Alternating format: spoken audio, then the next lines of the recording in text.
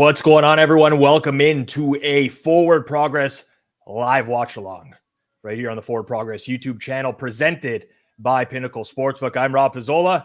I'll be your host for the duration of the night, the entirety of the first round.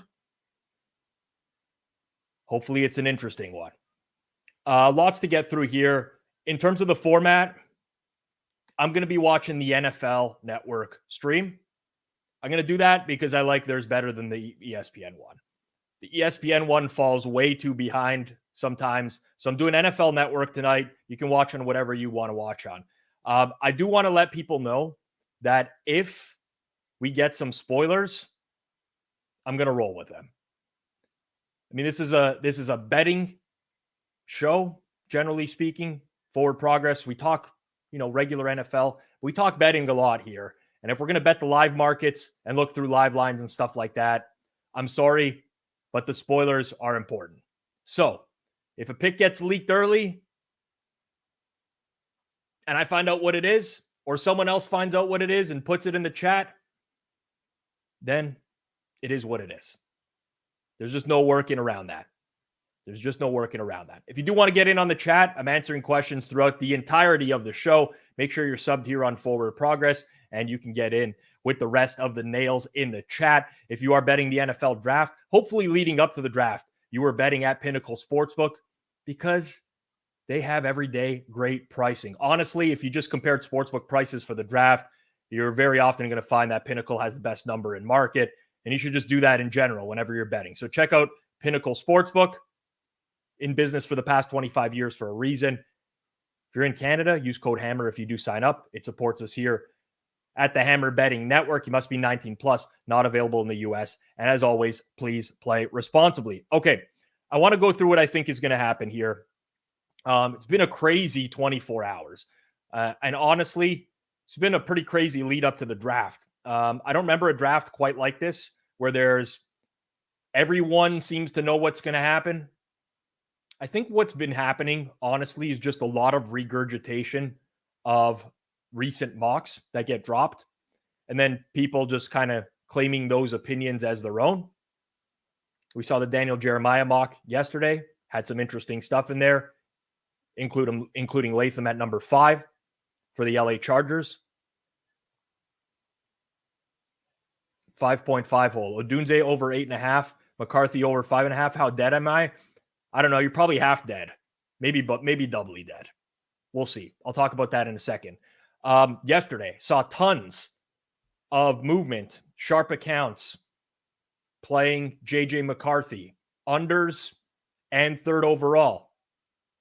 Well, market completely shat on that in the last hour. We had the Tom Pelissero tweet saying that the New England Patriots are very likely to stand pat because they tried to trade the 3 pick, didn't get what they wanted. They're probably picking Drake Maye. So basically what I've been able to piece together here in the early going and what I think is the most likely to happen in the top 10 tonight. And I don't want to be right about this. I would rather there be some pure chaos for live betting. But what I think is most likely, we get Caleb Williams 1, Jayden Daniels 2, and I think the Patriots do pick Drake Maye at number 3. Opposite of what the steam was yesterday.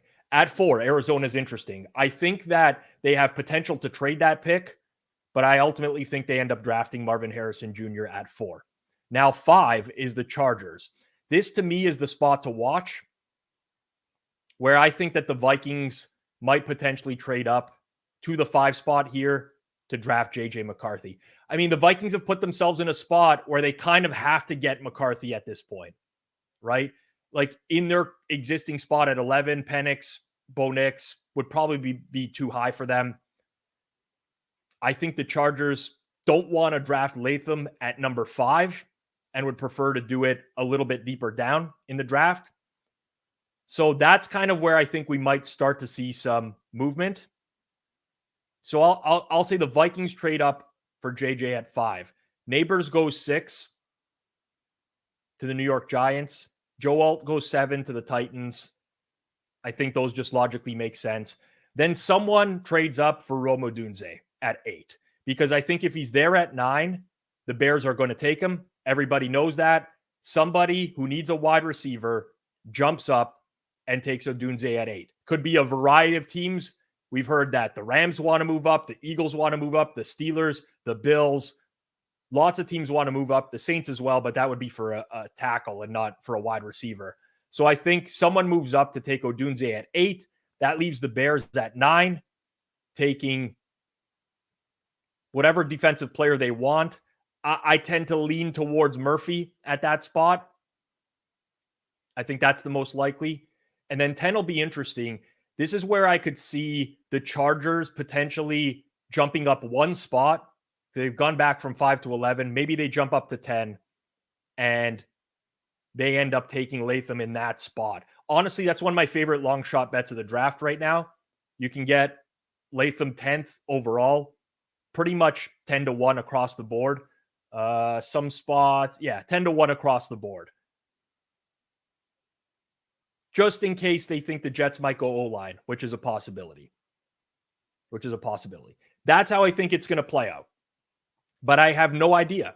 I mean, it's been very tight-lipped. A lot of the information this year has been what I'll call misinformation. But I think that is the scenario I'm going to go with going into the draft. Now, lots of people want bets going in here, right?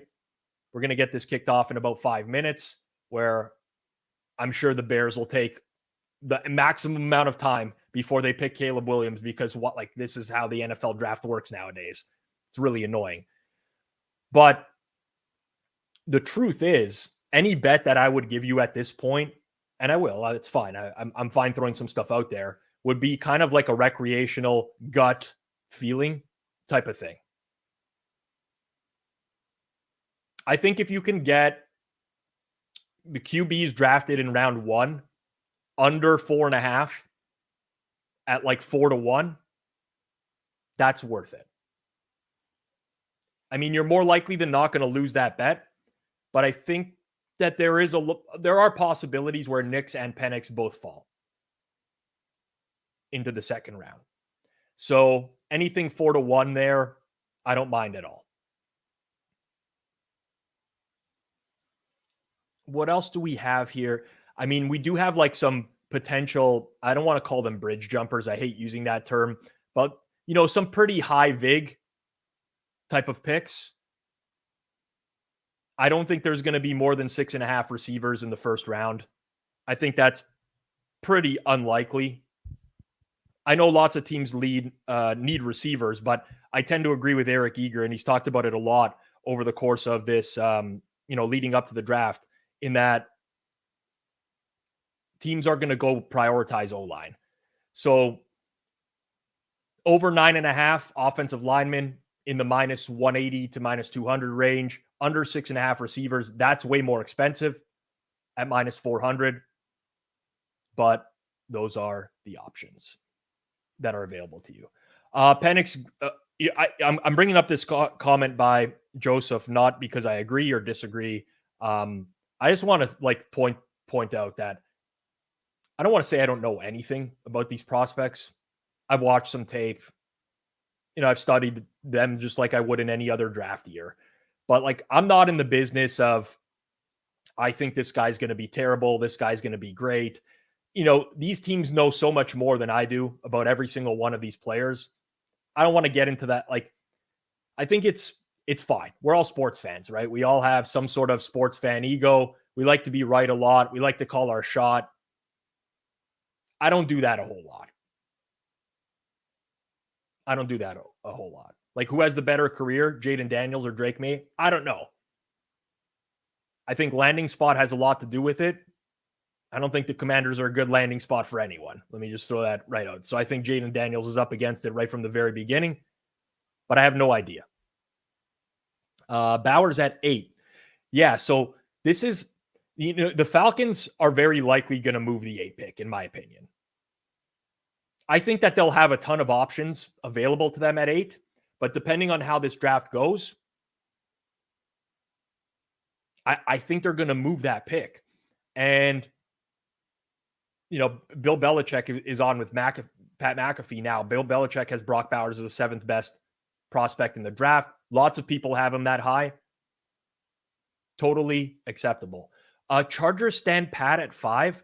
Who do they draft? So, like, this is where logic and rumor mill butt heads for me, right? Like the JJ McCarthy number 3 stuff. We're not there yet. It could still happen. Who knows? But the JJ McCarthy number 3 stuff never made sense to me. Like, never. I don't know why the Pats would ever pick McCarthy at 3.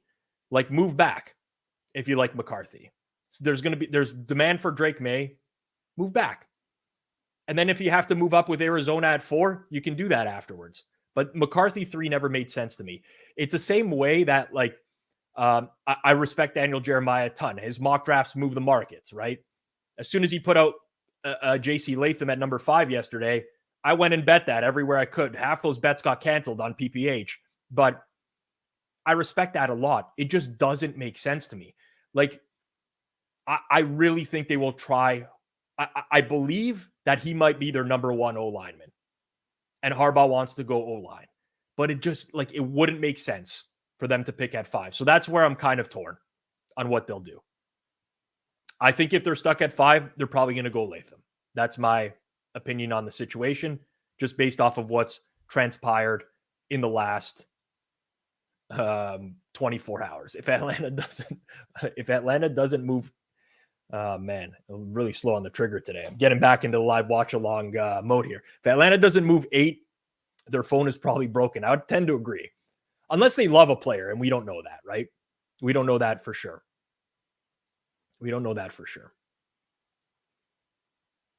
Yeah, I mean, I'm with you. I think this is the most plausible. And I agree with you, Cole. I think it's Latham and McCarthy at 5. I'm in agreement with you right there. Yeah, so, like, you know, Rap Sheet says Odunze is a target for teams to trade up, of course, because there's a clear bona fide top 3 wide receivers in the draft. So naturally, what's going to happen is I think Marvin Harrison Jr. is going to go first of those receivers, and then Malik Nabers, and then people are going to see, well, there's a big drop off. I know it's a pretty good wide receiver draft class. Like, there's a lot of wide receivers in this draft class that are going to be solid pros.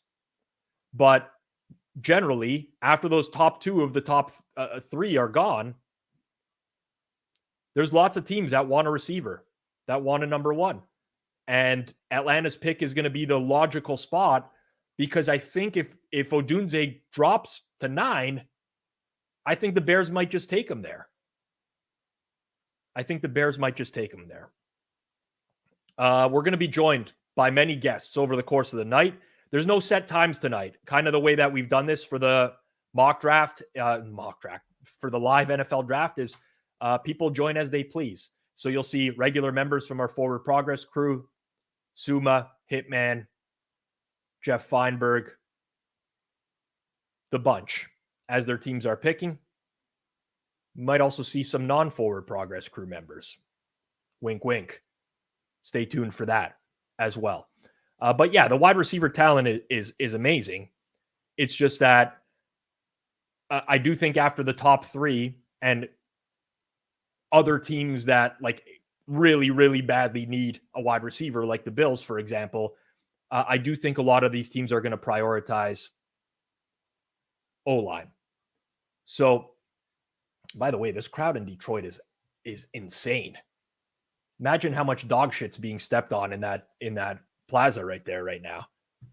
Kanish on the loose this afternoon, walking the dog. Who knows? Anything? Someone was asking about Bo Nix. So where did I see that? Thoughts on Bo Nix over under 32.5. By the way, good to see you again, Steven. Appreciate all the support here from the regulars who have been with me over the course of last season for live games. This is an interesting market. Hitman will probably join us towards the end of it. And I know he's been clicking Bo Nix over on this for the last little while. And there's been some market resistance on that. So differing opinions. Personally, I do think it's more likely than not that Nix will go in the first round. I I don't hate that price.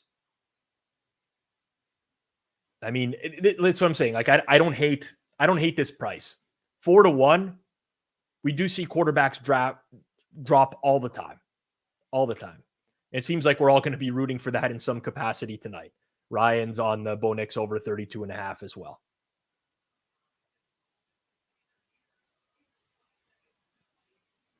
All right. On my end, like, just so you guys know, I'm going to be cheering for some like really random long shots. I'd like Wiggins to be the third corner drafted. That would be nice. Latham at number 10 would be awesome. I do have a very good price on Odunze 9. I don't think he's going to get there anymore. I have Murphy at 8 at 20-1. That's if the Falcons hold that pick. I don't think that they're going to do that, but thought that was worth the price. Latu draft positions over. I don't want to see Adonai Mitchell taken in the first round. I'd like to see Xavier Worthy taken in the first round. Final pick of the draft, I'd like to see KC go O-line. And I'd like to see Turner as our first defensive lineman taken as well, but not entirely sure that that's going to happen. Chaos will generally be good from a live betting perspective if we do see it, but who knows if we're going to get there. I'll revisit this one more time for anyone who's joined later. I am going to be doing spoilers. I'm sorry, Maye Virus. Very clever name, by the way. It's hard to do a betting live stream or discuss betting markets if we're not going to do the spoilers. So if you do want to just watch the TV broadcast, I don't blame you, but they start to fall way behind once we get into the mid-teens. This happened last year when we were doing the live stream, and like sometimes they're 10, 15 minutes behind real time, and we've already known 2 or 3 picks beforehand. So got to do the spoilers. Got to do the spoilers. Love this, by the way. Nick, next year we're going to hit some big ones again. It was a great year for first TD. There was some, that TJ Hawkinson one early in the year was an absolute banger. But yes, there's going to be spoilers, and I'll be watching NFL Network. I'm not sure that it actually matters one way or another, but that's what I'm going to be doing. You might see me on my phone more often than a regular game stream. That's because I have about 1 million things going on tonight. If you do see any news, drop it in the chat. It's very much appreciated.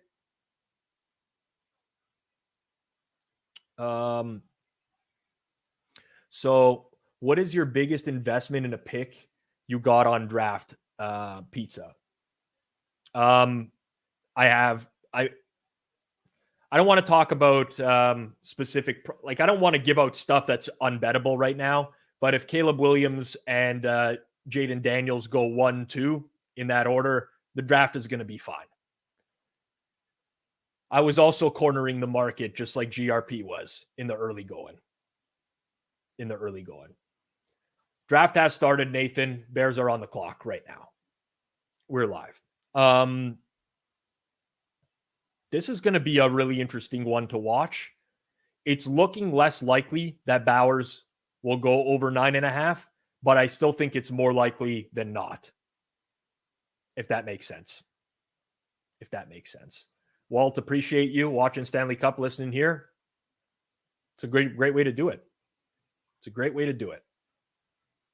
What's going on by the way, is Goodell going to be here to give the hugs? I think he had back surgery or something like that. Roger's definitely going to be there. If there's one thing that Roger will fully embrace, it's going to be getting booed by like 100,000 Lions fans in Detroit. It's going to happen. All right. Anything else anyone wants to know before we get into it here? I know a lot of the markets have been pulled now, which is expected. We're officially live. We'll get some live numbers. I know the 5, 6, 7, 8 markets are still up right now. I mean, if you see that the Chargers trade the 5 pick, I think you got to immediately jump on McCarthy plus 230 at number 5. I still think that that's probably a good bet, but especially if you hear that pick is traded, if anyone gets news of that. And if that happens, it's like a cycle. It's a cycle. I don't even know. I don't know what the effect is called. But then Nabers is very likely going 6 after that.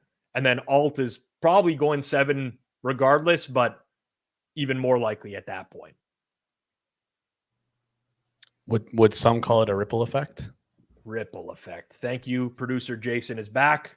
Porn guy is back tonight, everyone. Thought I was going to be able to shed that in the new season, but I guess it's not going to happen. They'll never shed the name, and especially as you're rocking that little stash over there, it's, the porn guy is back, everyone.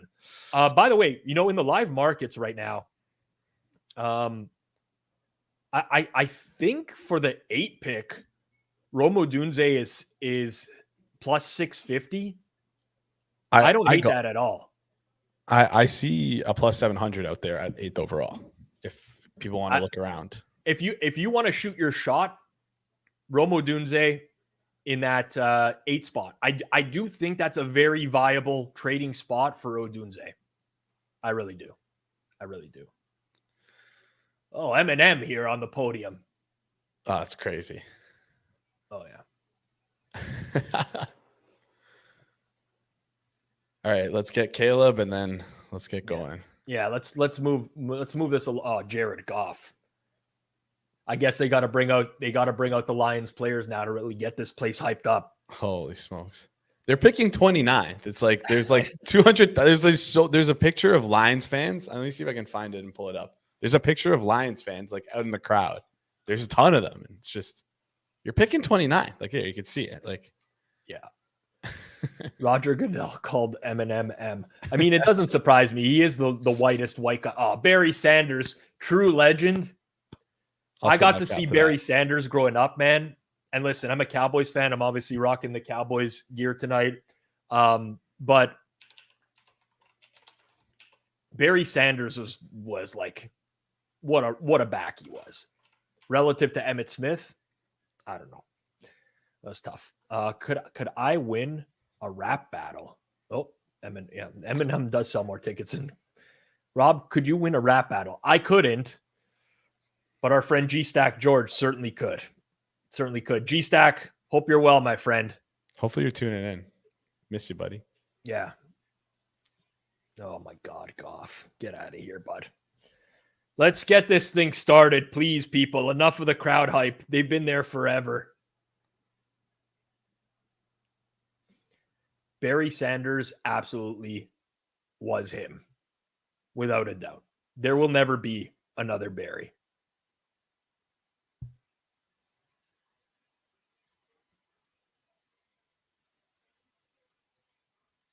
Nothing wrong with G-String, by the way. Don't want to get into it, but all is well in G-String land. He hopefully will be returning to forward progress at some point in the near future.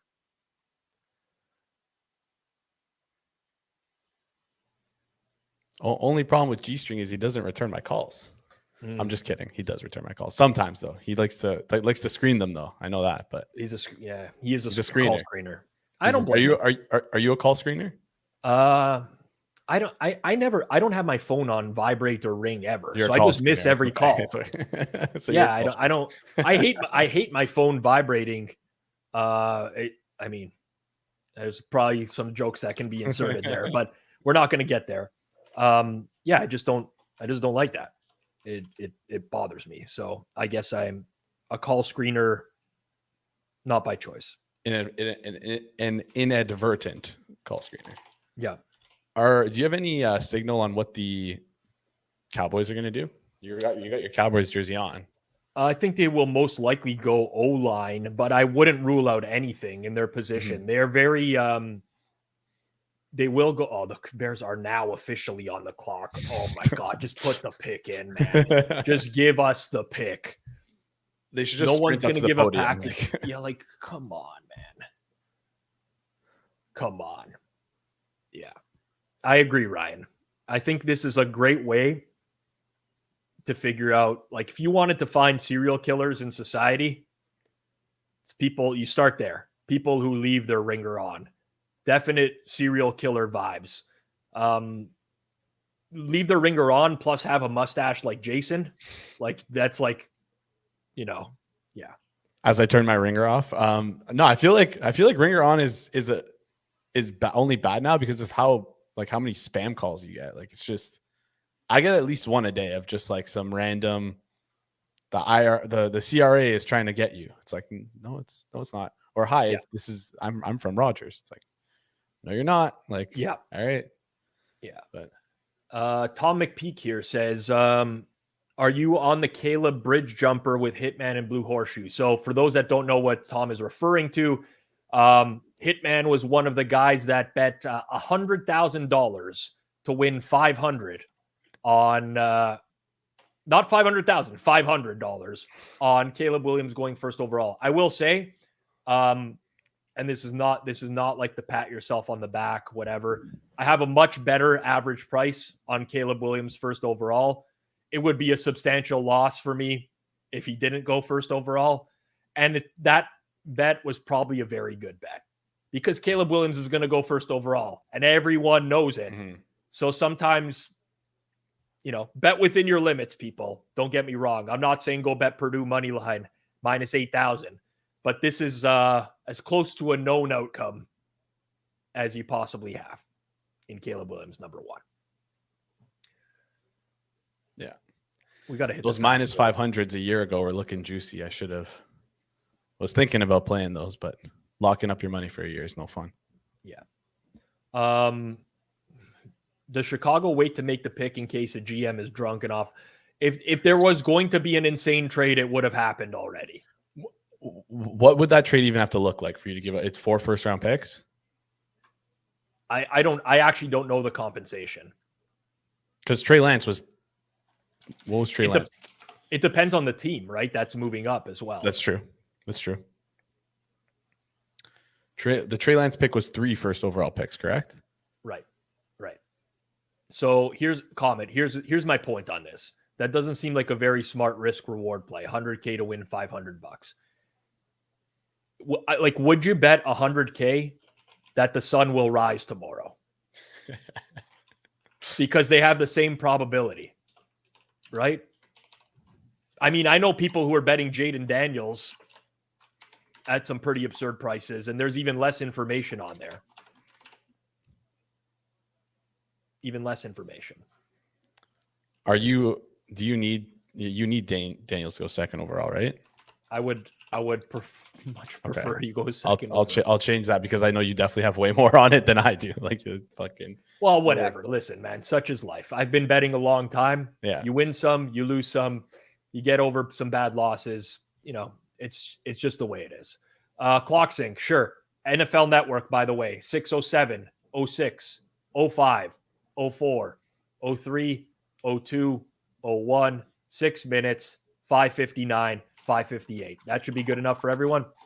But remember, spoilers will be coming if they do come in beforehand.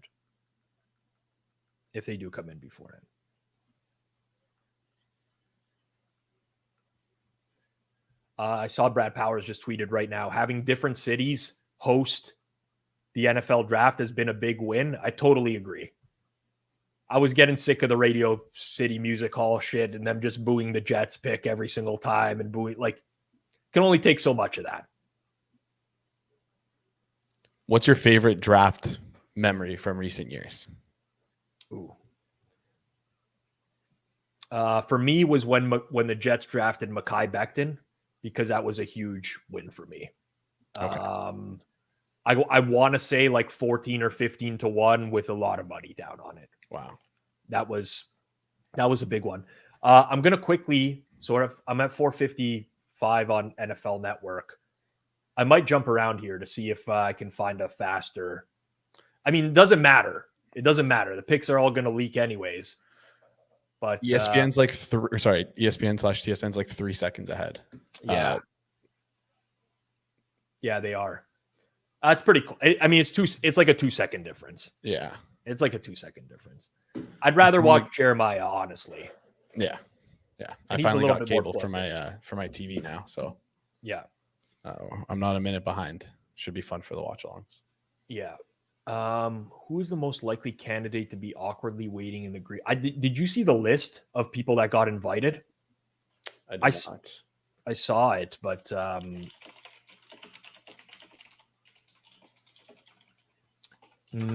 yeah, I saw it, but I don't remember. Did you get any Bowers 8th? You can still bet Bowers 8th, by the way. He's like plus 750 right now. If you wanted to bet that. I don't love Bowers 8th, honestly. Because then I really think all 3 receivers would need to be gone by then. Pick is in. The pick is in, people. Wow. They were early too. You think someone prank called Caleb Williams while we saw him on the phone for a little bit? Maybe. So, I mean, I don't want you to give away too much stuff now because it's so early on in the season. I doubt that you've even done anything because I feel like you don't probably do it, like run numbers now before the draft because so much can change. But what, like, just gut feeling, how many wins is like the Chicago, like how many wins are like, what's their win total going to be set out here?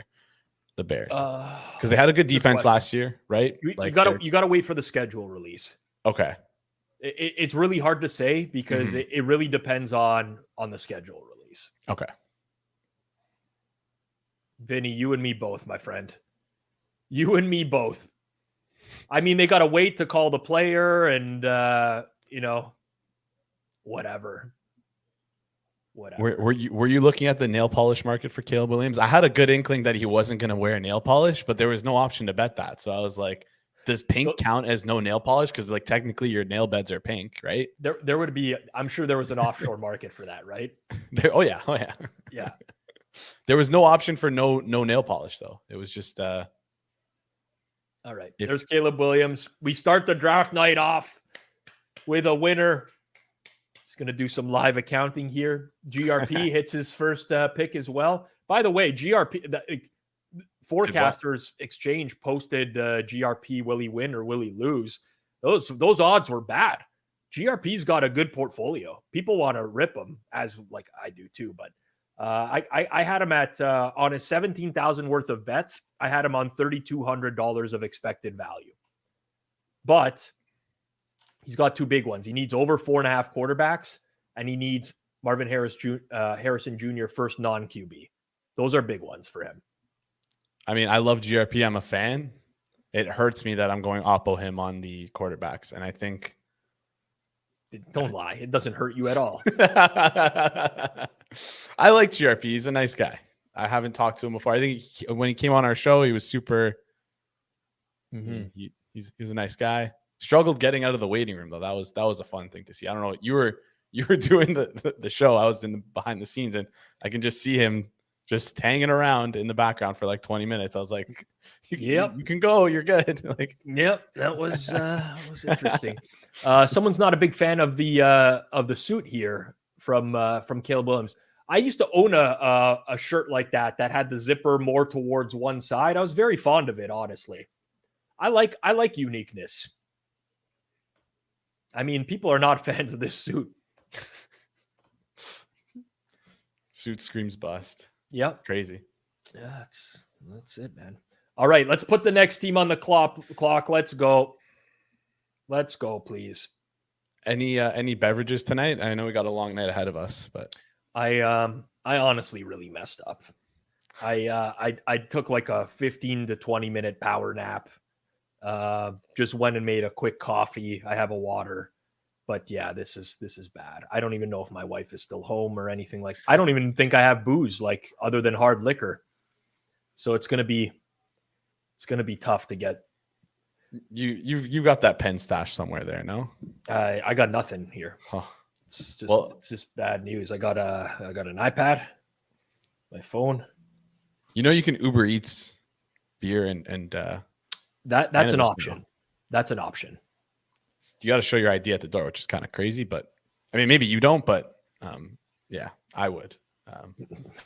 I'm not going to have to show my ID at the door. Believe me, they're not going to show up and see the guy with the receding hairline and ask for the ID. That's certainly not going to happen. All right, let's get to number 2 here. Come on. Appreciate that, E-Colt. Anyone who does want to check it out, Circles Off dropped 4 o'clock today with a bettor who goes by the alias of Gringo, who lives in Colombia, has worked with some big betting groups around. So if you do want to check that out, Circles Off. I enjoyed the interview. It's someone that it took me a while to realize that I knew them and have cross paths with them. But yeah, check that out if you do have some time. Is Feinberg coming on for 5? The truth is we never know with Jeff. We have no idea. I don't think he likes to see himself I don't think he likes for other people to see him in his true state when the Chargers are playing or when they're drafting or whatever. So we'll see one way or another. I just sent off the message to him. I'm sure he's watching, but I just sent off the message to him. Just give him a little bit of a push. Sent the link. Said, hey, if you're free, not doing anything, tell him the people are asking for him. Will do. Tell him the people are asking for him. People are asking for the people's champ. I was talking to Hitman about this behind the scenes. When are we getting the speaking of people's champ, the Hammer Wrestling division started? I feel like we have a kind of a star-studded wrestling cast. To what? Just like watch alongs, WWE Raw watch-alongs? Yeah, or pay-per-view watch-alongs. There was a market for that. Could do it. I haven't watched wrestling in a long time. I used to be a huge wrestling fan. Just don't got the time for it anymore. Fair enough.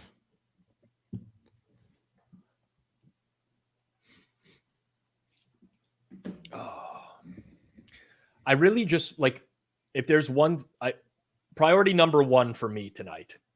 Priority number 1, make money. Priority number 2, hopefully the Cowboys don't go off the board, some random 3rd round prospect, nothing dumb. I'll let them pick whoever they want as long as it's reasonable value, right? Like Mazai Smith last year, a little bit of a reach, whatever. Don't want that again. Number 3, for me, I would love if the Vikings did something incredibly stupid just to make Moretto upset. I don't know what that could be. Honestly, I know a lot of their fans don't want them to trade up for McCarthy. So maybe that's the move that'll make the Vikings fans upset. It's a good front office there, but they do need to land a QB. And lots of teams are interested in QB. Like Cowboys going running back, they'll do this in round 2. And I'll be okay with that. But don't give me, there's no first round running back going tonight. I'll be really, really surprised. You don't think that's kind of Jerry Jones's ilk? He likes to kind of go off the board and take that skill position player. I guess when it makes sense, he does. Yeah, the Cowboys have drafted fairly well. Mm-hmm. Obviously CeeDee Lamb, Micah Parsons come to mind, but you gotta. I give the teams a benefit of the doubt. I've told this story a million times. I'll tell it one more time. It's got to be a decade, more than a decade ago now, probably early 2010s. I was working with Jeff Feinberg. We were watching the draft together. And the Cowboys drafted Travis Frederick, center from Wisconsin, at the end of the first round. And everyone gave the Cowboys an F grade that year because Frederick was like a 3rd round prospect or whatever. Turns out he ended up being a pretty damn good football player. From that point on, I just gave up on I don't know any better. Nobody knows shit. Everyone's just basing these off the consensus boards, right? Yeah. No one knows shit. That's it. I feel like it's so hard to talent evaluate too for college because there's so many for football, especially because there's so many factors that come into play. It's really, really hard to be an armchair GM, right? I need Daniels. Let's hear it. Yeah, okay. Jayden Daniels, let's go. All right. Well, ripping up some other tickets. First of all, props to Washington because they didn't bleed this clock down to 1 minute. I don't know when they got the pick in, but it didn't seem too long. So you know what? This is why I'm a Cowboys fan. It's why I hate the Eagles. I hate the Giants, but the Commanders never bothered me. Part of it's because they stink and they're not really a real team, but Jayden Daniels. Tough. Mm-hmm. I wonder who the guys that are grade, like whoever's doing like the draft grades tomorrow for content, which everyone's going to do. I wonder what they give Washington for Jayden Daniels. Like everyone's just going to give him a B, right? They're going to be like, oh, they grabbed the quarterback, but maybe it could have been Drake Maye instead. Mm-hmm. He's just going to be a B. Yeah. I want to see someone come out and either give like an A+ or an F. F. I like That's that. what I want to see. So I asked Eric Eager about this. C-Manx is asking it. Harrison going to New England. Said, is there any possibility that, like, you know, because he's probably the best player on the board, but I mean with the court, like no, right? Eric's just like no. He just told me no. Like, you're crazy. No, stop talking to me. No. I think there was like some early chatter about that, like months ago, where it's like, oh, do the Patriots want to take like the third best quarterback, or do they want to take the best player at another position? Right? They could take Alt, or it's like, well, I mean, like quarterback matters a lot, and like if you're gonna trade Harris, if you want Harrison, you trade back, right? Five, yeah. You do what you can. Right? You do work some sort of three-way swap, something like that. So that wouldn't have made a whole lot of sense. Let's put the next team on the clock here, people. Let's meet. I know you got a broadcast. Wow, look at that next gen draft score. 92 overall. Jayden Daniels. You know what's really interesting to me about Daniels is that like PFF hates him. They had him so far down. Like in the 20s in terms of overall prospect, right? It's the pressure to sack ratio, no? Yeah, because he's like one of the worst in this class. He is not very good at feeling the pressure. Pocket press. Exactly. Yeah. Oh well. Just getting logged out of my sportsbook accounts for idling. Hate to see it. That's the worst. You can set limits on how long you can stay on, but you can't turn off like those limits or whatever. It's tough. All right. Bolt in the chat saying May closed minus 20 something on FanDuel for the third overall. Yeah, I mean, once the Pelissaro tweet went out earlier, boom, it was just like market just gone. Click. Yeah. Any live bets? Yeah. So I've talked about one already, which I played, which was Odunze at 8 overall. I played plus 700 and then plus 650. Where's he at now? I see plus 500. I see plus 600 still available some places. Like Dallas Turner's favored for that pick, which I would agree with if the Falcons were going to make that pick. I'm not convinced the Falcons are going to make that pick. Suma would love that. Suma would love that because he's currently underwater with the Titanic on his Turner unders. But I don't think that they're going to make that pick, honestly. So that's the one that I think is in play. I mean, I honestly don't even hate laying 150 on Joe Alt, number 7. Like, I almost think, I don't want to say that's a foregone conclusion. Trades happen, things happen, but I really think Joe Alt is going 7. Like, I feel pretty strongly that the implied probability on that is much better than the minus 150 being offered. Okay, so I talked about this off the top, right? The Vikings kind of got themselves into this position where they almost need a QB in this draft. Like, they moved up, they got the 11. I think that they're going to try to package picks to move up to 5 with the chart and get that Chargers pick and land McCarthy there. I do. There is a chance they just hold still and they can land McCarthy at 11. I don't think there's a ton of demand with the teams that are between them that are picking. I think the Giants really had some interest in Maye. Maybe they have some interest in McCarthy. I know McCarthy had talked a lot this week about how he had good meetings with the Giants and whatever. So I don't know, but I think the most likely scenario for them still is trading up and drafting JJ McCarthy right now. Patriots selection is in. Did we get a spoiler yet? I was going to ask, do you have Twitter open in case we do get spoilers? Drake Maye confirmed. Okay. The fake steam from yesterday. Now it's going to be fun. Yeah. Now it's going to be fun. But what if it's not? What if it's just chalk? What if it's just like Marvin Harrison Jr., then Joe Alt, then Malik Nabers, then I don't know who goes seventh. It's setting up to be more chalk. Yeah. It depends on what the Chargers are going to do. So as someone who has under 4.5 quarterbacks taken in the first round, if there's no trades, that's good for me, no? Like that's good. Like seeing JJ McCarthy fall is good. Yeah, I agree. Awesome. The thing with Drake Maye, so I remember doing mock drafts last year, like literally at the end of last year, which was the possibility of like Arizona also getting the number 1 pick this year. Never materialized because Chicago did. But, you know, at that time, Caleb Williams and Drake Maye were close. It was expected that Williams would go number 1, but there was like a lot of conversation that, hey, like Maye could be the guy. And I don't know that really, whether it was the year he had at North Carolina or just a lot of the media stuff this year, or just the fact that Washington set their sights on Jayden Daniels so early, it really feels like,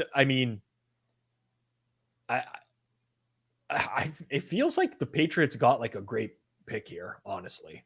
I mean, you could argue they got a number 1 quarterback in other, like who would be a number 1 quarterback in other drafts at 3rd, which is like, when does that ever happen? Right. So, right. Like, again, I don't want to I watched JJ McCarthy play like 3 or 4 times this year.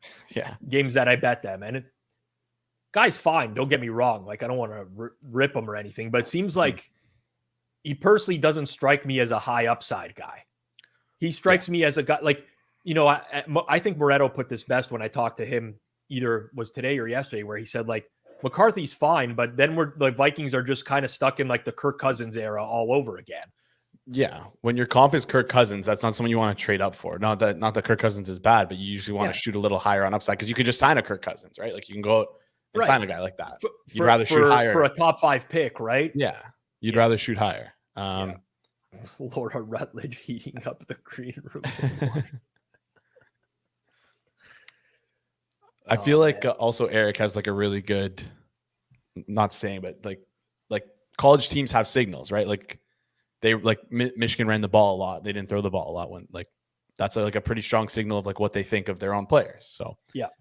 Schefter just tweeted that the Cardinals are not going to trade their pick, or not expected to trade their pick. So looks like the Nails are a big fan of Laura Rutledge. Very nice lady. So that's likely. I mean, I think they're going to go Marvin Harrison Jr., but we don't know. They have been like pretty hush-hush, have the Cardinals. Not a lot has leaked from there. They could have another wide receiver higher. I would be surprised if it's not Harrison or Nabers. Nabers would Nabers would just absolutely ruin GRP, right? Because he's got. Does he have Marvin Harrison over first non-QB? First non-QB. Joe Alt is now minus 195 at the 7 pick, so that was a pretty solid play. Odunze holding at plus 500. So Dallas Turner still favored at 8.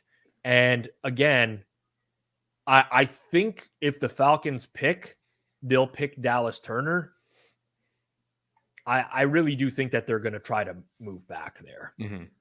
I really do. Yeah. At number 9, Byron Murphy is favored. I think if Odunze's off the board, Byron Murphy will be the pick there. That's kind of a toss-up. I want to see a trade, man. I want to see a Chargers trade. Eric wants Latham 5 one time. I have some Latham 5 as well. have a bunch of it canceled though. Very, very upset about that. Very upset. I think I have him first O-line taken. Yeah, I have him first O-line. Yeah. So little, I mean, not a tip, but like I saw that market get steamed. I'm like, okay, that's gone. What's a better number, right? Because Joe Alt is probably not going to go before 5. Right. And just get a little bit in on that. All right. Spoiler alert, but it's going to be Marvin Harrison Jr. at 4. So all right, Nepo babies prevail. It's crazy. Yeah. Which, I mean, listen, it sucks to spoil it this way, but yeah, I mean, such is life. Although, you know what? Technically, you don't have to anymore because the next 2 picks are taken off the board already. But this is a good question. Would you go tackle or wide receiver if you were running the Chargers? So I would probably, if I had to make this pick for the Chargers, I would probably pick Nabers. I think so too. I think you just rather have, it's like the Sewell versus Jamar Chase meme that you see on Twitter all the time. Like, but like you just rather have the better receiver. Yeah. I'm sure linemen get injured more. Yeah. Yeah. So what do Harbaugh's San Fran drafts tell us about what he's doing at 5? I think it's pretty clear that Harbaugh wants to go O-line. Mm-hmm. We don't know who has the decision-making power with the Chargers organization right now, but I feel like it's most likely going to be Harbaugh that gets to pick his guy. If they have Latham higher and they can't deal the pick, I think he's going to go 5. Honestly, like Jeremiah is pretty plugged in for that to be his pick in the mock. A bunch of others followed suit, and you don't know if that's influenced by Jeremiah, but yeah, it's a tough one. I mean, Chargers drafting JJ McCarthy and trading Justin Herbert would the world would like that cannot be real life. We would be living in a simulation if that actually happened. Living in a simulation. Wasn't able to get through to Jeff, by the way. I don't know if you can ping him on his personal. Nah, he's probably like knee deep in Crown Royal right now. You'll never see someone. He can't come on air for this. Like you'll never see someone more stressed in a situation than that. Is GRP wins happy? He's very happy right now. He's very happy. Let's see if I don't think he's tweeted anything. No, he doesn't. He can't tweet in real time. Are you kidding me? He needs probably 45 minutes to sit down, write out his stuff, film a video. There's no way he could tweet in real time. I wanted to get GRP on tonight for these picks, but the guy has a computer, but refuses to sit at the computer to chat. He's always on his phone and he walks around his house and he's got no internet connection. Like it's impossible. For those who've watched the streams with him before, it's really tough. We try to get him to sit still in like one spot, but he can't. He cannot physically do that. Just too much going on. Too many technical challenges with GRP. So it is what it is. We got to send him a laptop. That's what we need. Or maybe he can buy himself a new laptop with. He has a computer, Jason. Oh. He has a full computer. Like so we just can't sit. Is that his issue? I don't know what it's in the basement. Don't you remember when he gave us the tour of his house? Yeah. It's like he walked down in the basement, disconnected. Yeah. Oh my God. Let's see a trade. Let's see a trade. It's refresh Twitter time, eh? I don't see anything just yet, but GRP from his account saying successfully cornered the wide receiver market, unlike comeback player of the year. Yeah. Yeah.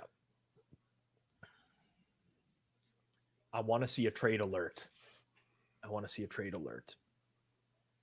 GRP also hoping for a Chargers trade down. So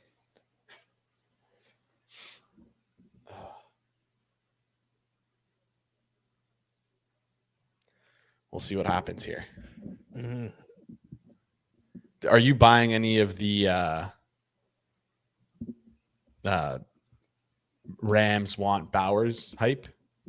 Or I'm buying that the Rams really want to trade up because they always really want to trade up to like get their guy.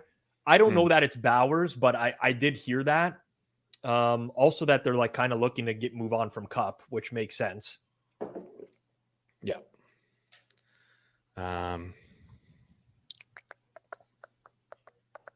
3:59 on the clock for the Chargers. 3:59 on the clock. A trade or? I feel like if they're going to pick Nabers. You think so? If they cannot pick Latham at this spot, like it doesn't make sense. You're right, and also like it feels like there's like unless Latham's their guy, you could trade back five picks and still have like a good O line available. There's still there's a glut of good O line here. I was kind of Schefter tweet coming in here. Chargers are keeping pick number 5, no trade. Okay, here we are. Well, that's good for Vikings fans because at least you're not pissing away additional capital to move up for McCarthy. But yeah, we're gonna see. Okay, you know what? I know the pick right now. I won't say it. I won't say it just for the people that don't want to know, because it's not going to affect anything right now. So you might as well just find out on the broadcast. But yeah, like the Chargers, maybe the trade market right now, like these teams are just asking too much for these selections. For sure. That's how it always is. But I get why though. It's because like this draft is like kind of loaded with like really high end, like top end talent. So it's like, if you're going to move back, it's almost like you need more than what like you would normally need for a trade back here. Giants. Let's put a poll up, Jason, if people would rather me spoil the picks or not. Okay. And it really quickly, everyone type quickly. Yes or no. Yes, I spoil. No, I don't. I'm seeing just people type in the chat saying spoil. Okay. Oh man, it's tough because there's like one guy. Everyone's saying spoil. Yes. Oh, there's conflicting. Wait a second. There's a second tweet that's different. Between the players? Okay, right now, 50 votes in. The number's rising, but 88% say yes. Okay. Listen, no gang. If you're on no gang, you got to smash that no a lot harder and find some more people to join. Also, if you're on the yes gang, smash that like button down below as well. Smash that like button down below. I don't want to. It's Joe Alt, but the account that I saw it from originally tweeted that it was Nabers, and then deleted the tweet and said alt. So we'll see. Breer just says alt now as well. So the Chargers are going alt. It was always alt, just like Ryan says. I mean, the Jeremiah tweet, I love Daniel Jeremiah. He's plugged in, but that's going to change things big time down the bottom of the board, right? Because Tennessee now at 7, that's a huge difference all of a sudden for them. Lots going on. God, I need a draft in my life, like at least once a week. Just give me drafts, man. I want drafts. I don't care what they are. You know how like those other content companies just draft like, hey, what's the best golf movie? And they just like go through like and they do like, yeah. So if you're the, what's it called? If you're the Giants, do you take quarterback? No, you got to go Malik Nabers here, right? You're not even thinking twice. I think the Giants will go Nabers. I hate that because I loved Malik Nabers and I do not want him to go there. Like that's like the last team on the list I want him to go to. I want the Giants, obviously Cowboys fan here. Sorry, Giants fans. Like I just want the Giants to make a shit pick every time. That's what I'm rooting for. You know, right now, think about what we've gone through for the last couple months, right? Right now, this draft has just played out in the most logical order you could have imagined. Whether you want to flip Daniels and Maye, but like all the steam in the last week, the rumors, the mocks, like again, this was another year where so many teams were tight-lipped about everything. I think part of the reason why is because of gambling itself. And, they take it a lot more seriously now, right? I think a lot of the front offices are telling their teams, hey, this stuff's not getting out, whatever. But Charger selection here. Joe Alt, confirmed. So Harbaugh probably gets his guy in Alt. But like, this is the most logical, right? The 3 QBs off the top. Okay, what's going to happen next? Arizona's going to take the best player available. What's going to happen next? Harbaugh is going to take the best offensive lineman. And here's where we are. Yeah. And now, like, to me, if I'm just following logic here, like, the most logical thing to me right now is Nabers.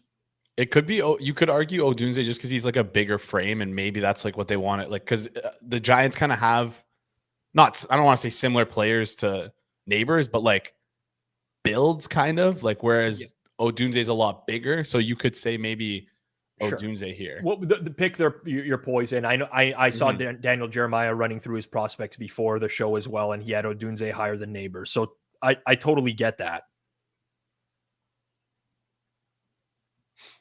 I think Nabers is better. Just throwing that out there, but yeah, Joe Alt is a big boy, man. Woof. He is a big boy. That's to 9. How like if Odunze goes here, how far does Nabers fall? Like he doesn't, because he gets taken by the Titans. The Titans? Okay. Yeah. Like I'm sure the Titans would have rather wanted Alt on the board here for them. Mm-hmm. But yeah, I think he just gets taken. Could they go Latham, or like could they go tackle? Because they do need tackles, right? So like that's kind of why I was thinking. So Odunze a tackle, and then 8 spot is like Atlanta has to trade, or they pick an edge, because there's no way they can take another receiver. Like that's just is.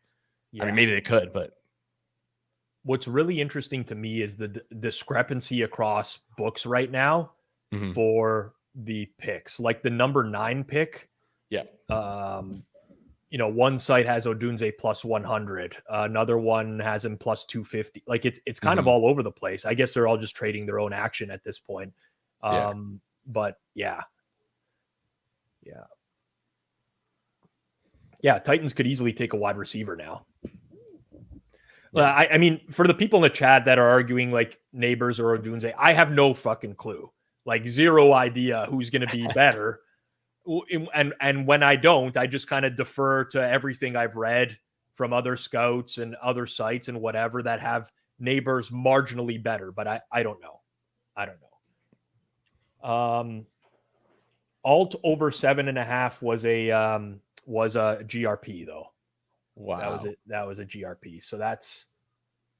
You also had Nabers 5th for $500. JJ McCarthy 5th for $300. So not a great pick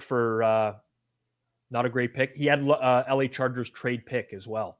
Wow. Good price, plus 270. I thought that was a good price. Do they have another? No, they don't have another pick in the first round. Would it have to be that 5th overall pick though? I assume it'd be that. Yeah. No? Okay. Pick is in for the Giants. Do you have that? If it's in a Google sheet, you want to just send it to me and I can bring it up on screen if you want. GRPs? Yeah. If not, no. If it's too much, don't worry about it. All right. The overwhelming number of people want the spoilers. It is believed that the Giants are about to draft Malik Nabers. It is believed that Nabers is going to go to the Giants here shortly, which again, this draft is playing out logically. Yeah. But this is where we're going to have the first time like the Titans. What's the logical pick for the Titans? I'm going to say Odunze is the logical pick for the Titans. Hopkins is old. Treylon Burks, I mean, he's struggled with health throughout his career. They have a very thin wide receiver room. Yeah. And you know what? The Vikings might just end up getting JJ at 11. Which Didn't was have to trade up for him. It was the most logical thing this whole time, though. No, like right. Right. It's like, crazy because you said D-Hop was old, but what's his name? Oh my God, Calvin Ridley. Sorry, is 2 years younger than D-Hop. That's actually very surprising to me. Yeah, Didn't know that. because Ridley was like an older draft pick, and I mean, obviously the year out of the league, he feels more fresh than he actually is. Yeah, Malik Nabers officially taken to the Giants. This guy's going to haunt my dreams for years, man. I can tell you right now. Just saw the bling and the sunglasses on. This guy will make an epic. Mark this down so we have this in this upcoming season when he catches a game-winning touchdown against the Cowboys. Can already tell you it's happening. Whew.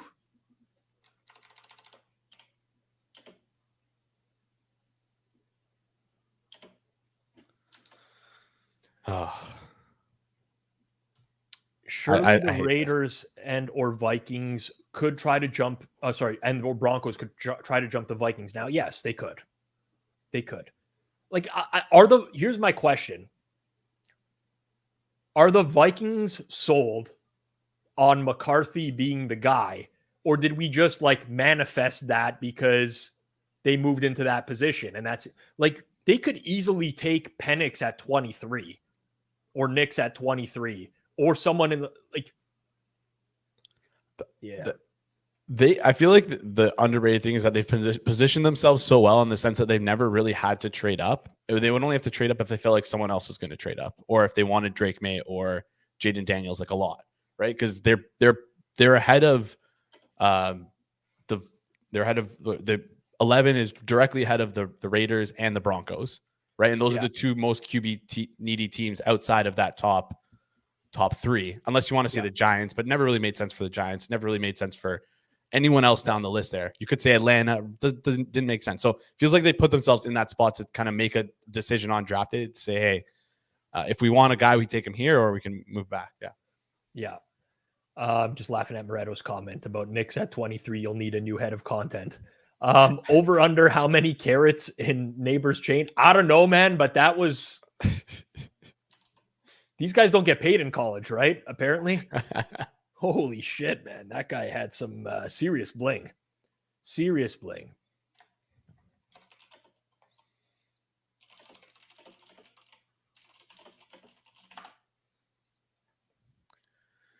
All right. Now the fun begins. Yeah. So Brian asks, then why did the Vikings make the trade to get the second first?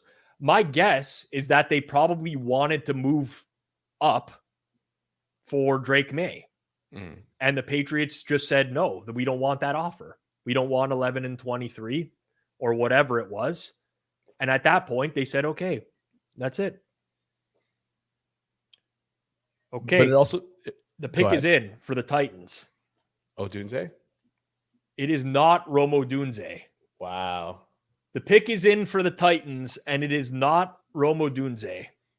Wow. Our second offensive lineman of the draft is being taken by Tennessee. So they pass on wide receiver, and J.C. Latham is going to the Titans. Wow. You know, Eager might have been on to something about the offensive line and these teams just like really wanting to address this stuff. Absolutely. Now, I'm going to have to hope that's correct because this source has already been wrong once tonight and had to delete that. But wow, and if you were with us to start the stream, that number 8 overall pick of Odunze at 8 overall it's looking interesting. We need to trade though. We need to trade though. We need to trade real bad. Very, very live right now. You know what? I will say this.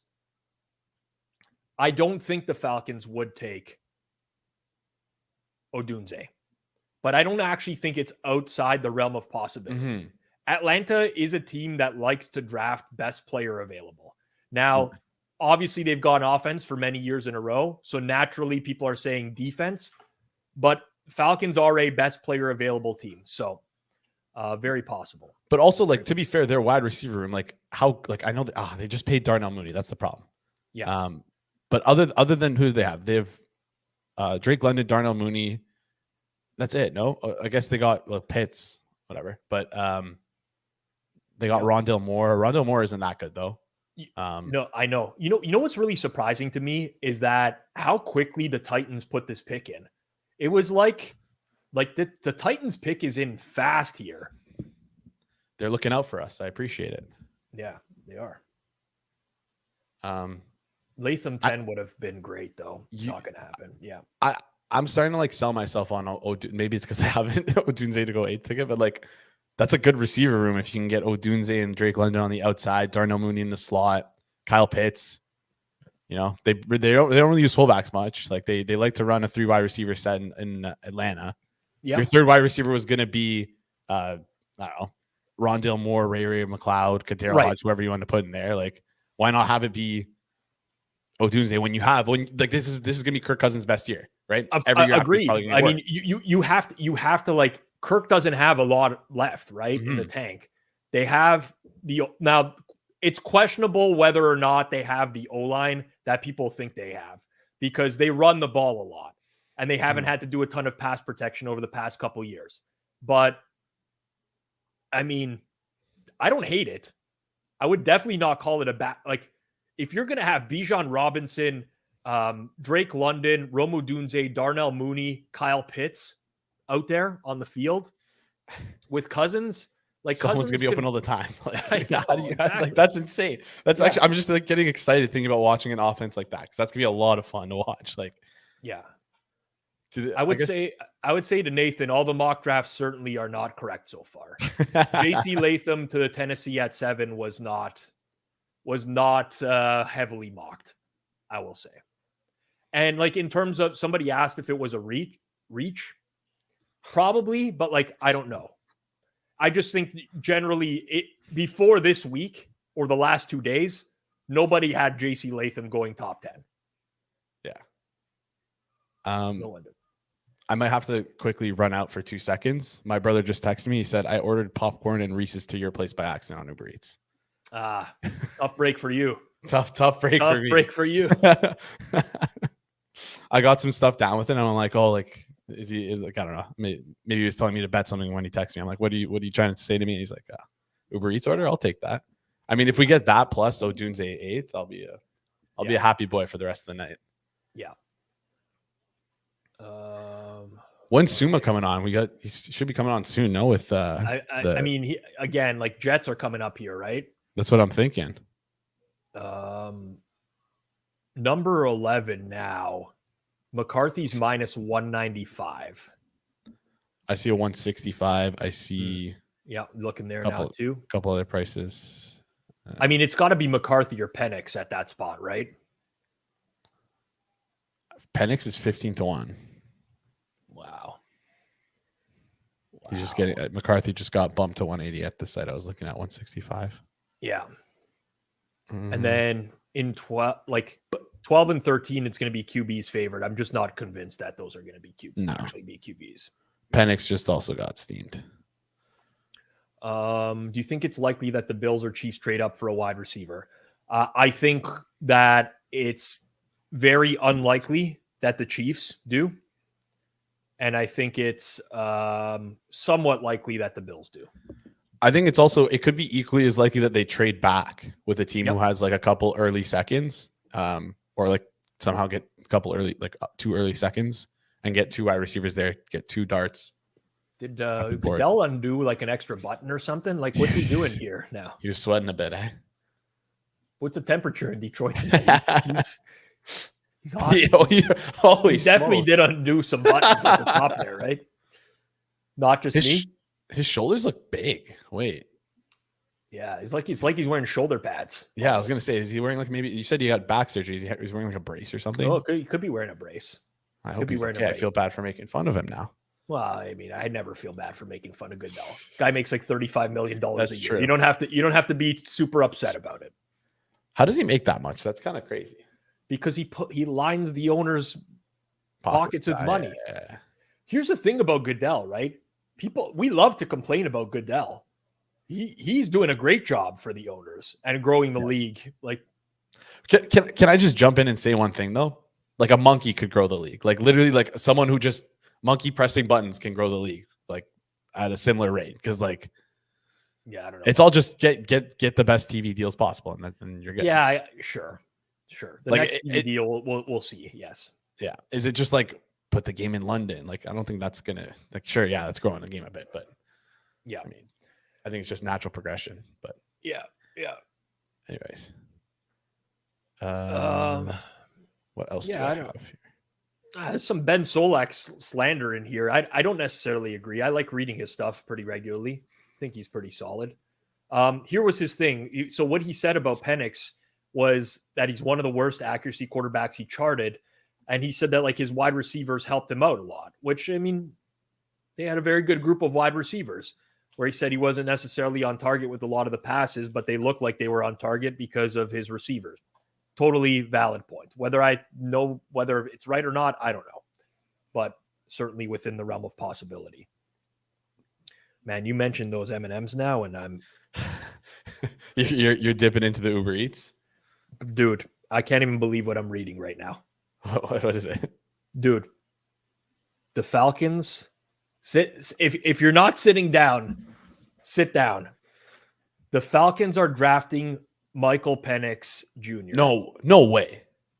No, you're the Atlanta Falcons. I mean, that's a. Is that from this? No, it's out there, man. This is multiple sources that the Falcons are going with Penix. What, guys? This absolutely makes not. First of all, he's already an older quarterback. Yeah, I was gonna. That's like you're gonna lose even more years by having him behind Cousins. What, dude? This is not real life. No, that can't be real. You got. Dude, this has to be. I have to be have got. You got for sure. You got like guy changes his name. No, Jeff Howe just tweeted it. What the fuck, dude? This is what. I am Lord. This was the best kept secret imaginable. No. That's crazy. That's fuck. That just makes me so mad. Like they could have had Odunze. It could have been great. Like, fuck. Oh my God, I can't believe this is happening, man. That's nuts. Like listen, there's lots of stuff that gets you surprised every year. I don't even know what to say, man. Yeah, like did Kirk re-tear his Achilles? I don't know, man. Honestly, I don't know. But why wouldn't you just go like McCarthy? Like,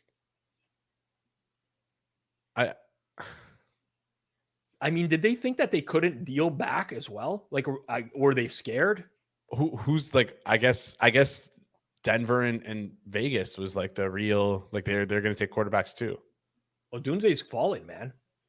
Like now I'm not even sure that the Bears are going to take him at 9, but like they got to take him at 9. No, I mean if the Jets land Odunze at 10, that's another weapon for A-Raj. I hate that. I want to fade the Jets so hard this year, though.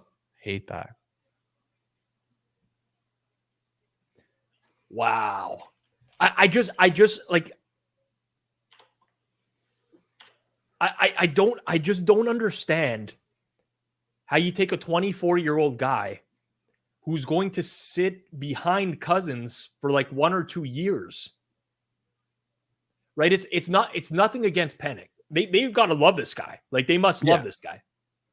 I mean, they must think he's the best QB in the draft. Like I don't know. Yeah, like I'm shocked we didn't hear any of this before, because his like line was like juiced towards the under 32.5, right? Like it was.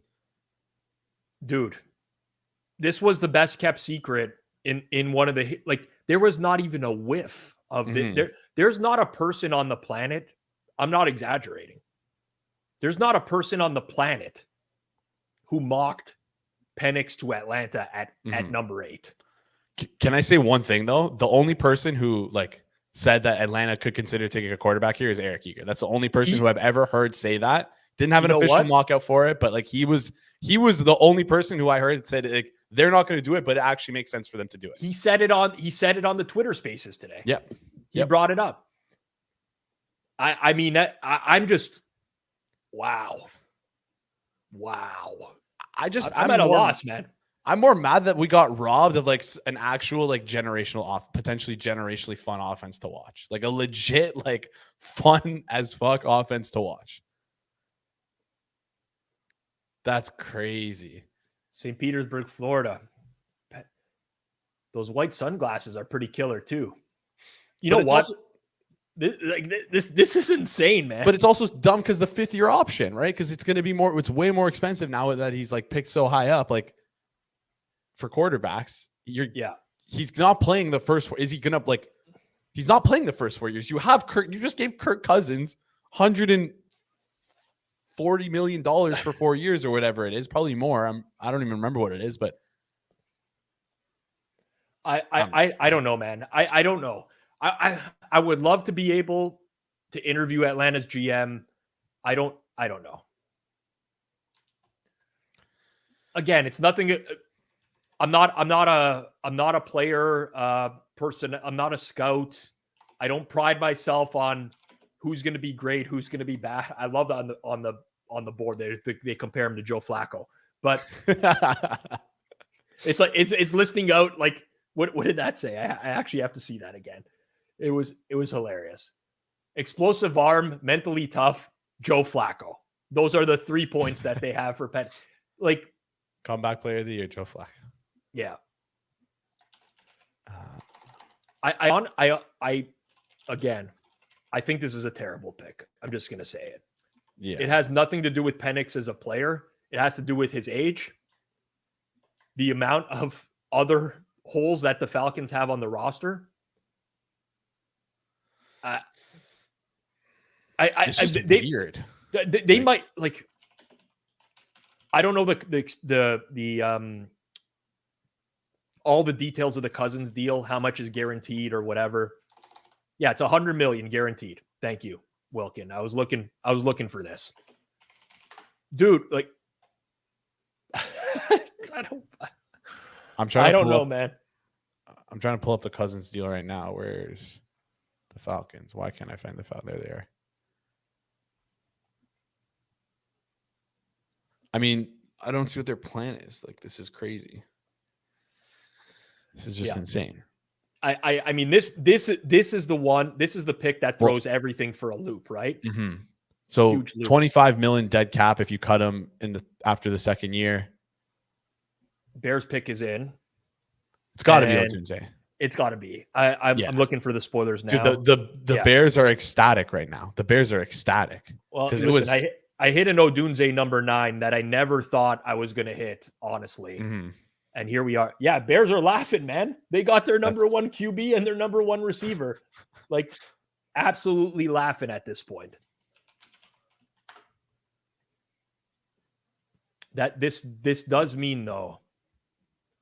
This does mean that our German friend Suma is going to have to get the scuba gear out because he is confirmed underwater. On Turner. Underwater on Turner. Wow. Love that for the Bears. Love it. This is not a good list to be a part of. Earliest 4th QBs that have been selected. Josh Rosen, Justin Fields, Christian Ponder. Culpepper had a career, man. Yeah, Culpepper had a career. Yeah. And verdicts, jury's still out on Fields, technically. Yeah.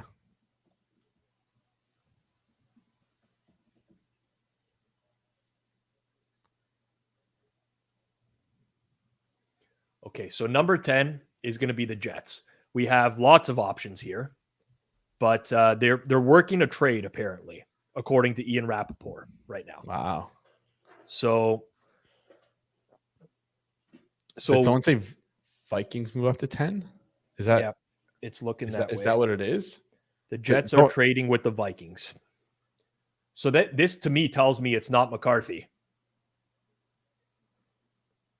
Unless they're worried someone else is going to trade. Would it be Turner's best player available now? Who's best player available now? Well, okay, so it actually could easily be JJ now because what's likely happening here is Minnesota is jumping, like they just don't want the Broncos or Raiders to trade up here. Yeah. I mean, best player available is probably Dallas Turner right now, right? Yeah, I think. Seems pretty likely him or Bowers or Byron Murphy. Bowers, yeah. Right? Like, because yeah, Turner's edge 1, Bowers is tight end 1, Murphy's defensive tackle 1. And then you start to get into the rest of the O linemen. Yeah, you start and to get the into corners as well. Yeah. Yeah. Could they take Bowers here maybe, or Minnesota? No, this is McCarthy. It's McCarthy. This is JJ McCarthy. They're taking a QB.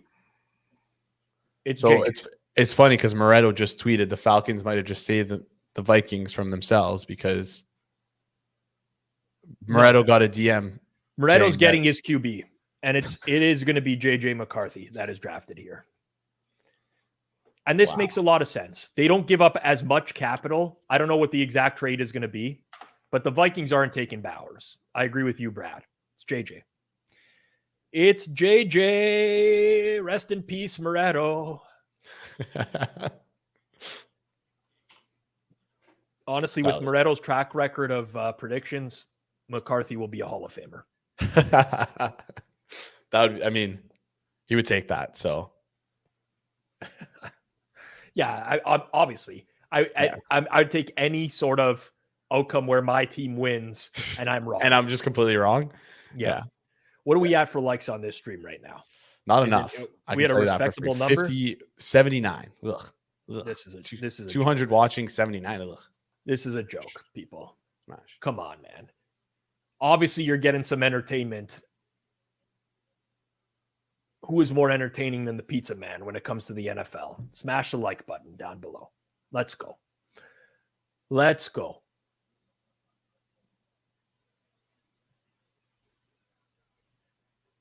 I just don't understand. Yeah. Wow. The Falcons threw this draft for like a complete loop. So now it's going to be the Jets at 11. Bowers? What? The Jets are going to be at 11, right? Because they just dropped from 10 to 11. Yeah. Or do they just keep trading back and being like, because that's what I do with the Jets whenever I'm doing the PFF mock drafts.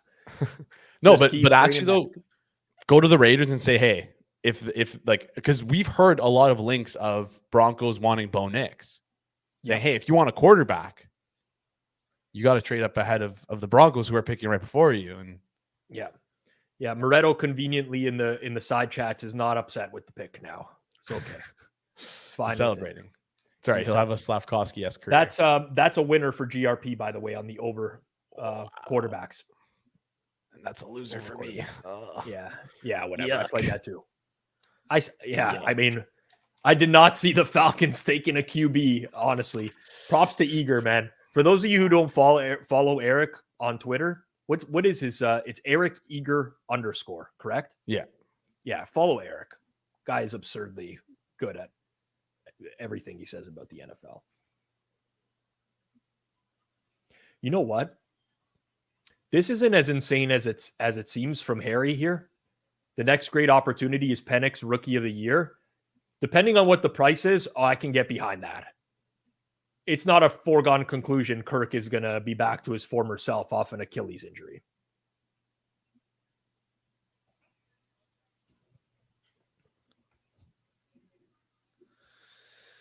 So wait, the plan is to have Penix.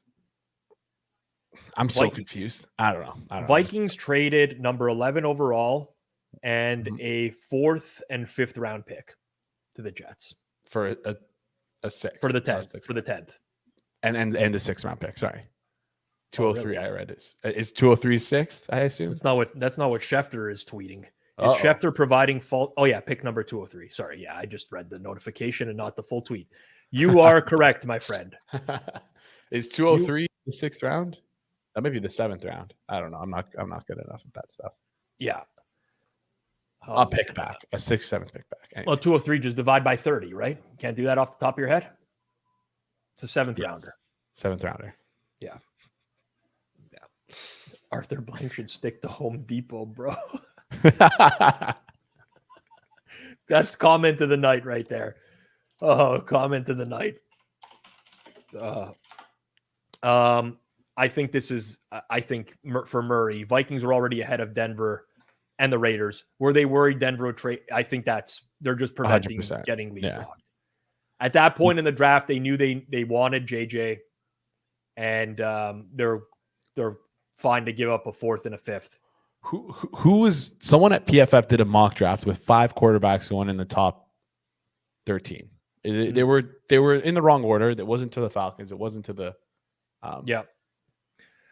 I don't remember who it was. I've consumed about 1 million mock drafts this week, so it's no time. Good point from Ryan here. No D players, in the wow.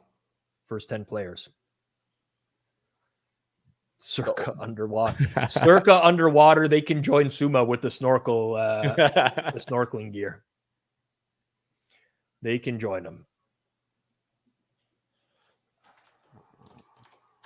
Yeah. Minnesota doesn't have a 2nd or a 3rd. They traded their 4th and 5th. So they basically have 23 and then nothing. I would think that they're probably going to trade down from 23. I agree with Scott to try to recoup some picks there. That was insane. Atlanta Falcons picking Michael Penix. And again, nothing about the player, because I don't know what Penix is going to be. But we know he's sitting behind Kirk Cousins, who's on a 4-year deal. And Penix is already 24 years old. It's eerily quiet right now. Got nothing happening. Commercial break. Vikings pick is in. They'll announce that afterwards. Jets on the clock. I got to figure Bowers is very much a possibility here for the Jets. Yeah, you'd think so. Gotta think so, right? I mean, could they go cornerback? What's his name? Sauce Gardner tweeted out that they were potentially. I think Sauce Gardner was Sauce that he tweeted that out. I don't believe that any of the players on the team are being given information on who they are drafting. I think maybe someone in the locker, a friend said, I heard we might go corner or something like that. I do not believe Sauce Gardner is an insider. Would actually be hilarious if he was. Yeah. Would actually be hilarious if he was. God, that was amazing, man. That was incredible.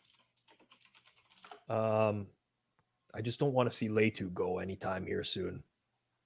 That's what I'm sweating right now. I'd like to see him go over his draft positions. Yeah. I have it at 16 and a half. Dallas Turner, best edge rusher available. It really does feel like they could go O-line. They could go tackle. They could. They could go Fashanu. Yeah. Fashanu, I can't say Fuaga or Fautanu, or they could. I mean, this is really opening up the draft right now. Mm-hmm. It's very quiet, eerily quiet on the Jets front. Are they trying to trade back again? I'm telling you, they're going to try and work with either the Raiders. They're probably calling the Raiders, say, give us your best offer to move up 2 spaces. They'll give a 7th, and then they're going to go to the Broncos and say, hey, we have an offer from the Raiders to move up. I do have a Bowers to Broncos at 22-1. Wow. I don't think that's going to happen. It closed 11-1, so not like a but it is within the realm, right? At this point, though, do you even care about the closing number? Because so much like crazy stuff has happened so far in this draft that was completely unpredictable. It doesn't really matter at this point. Jags trying to move up to take Bowers. So apparently so are the Colts as well. I don't know. Crazy draft. Are we going to does Houston have a first? Houston doesn't have a first round pick, do they? They do not.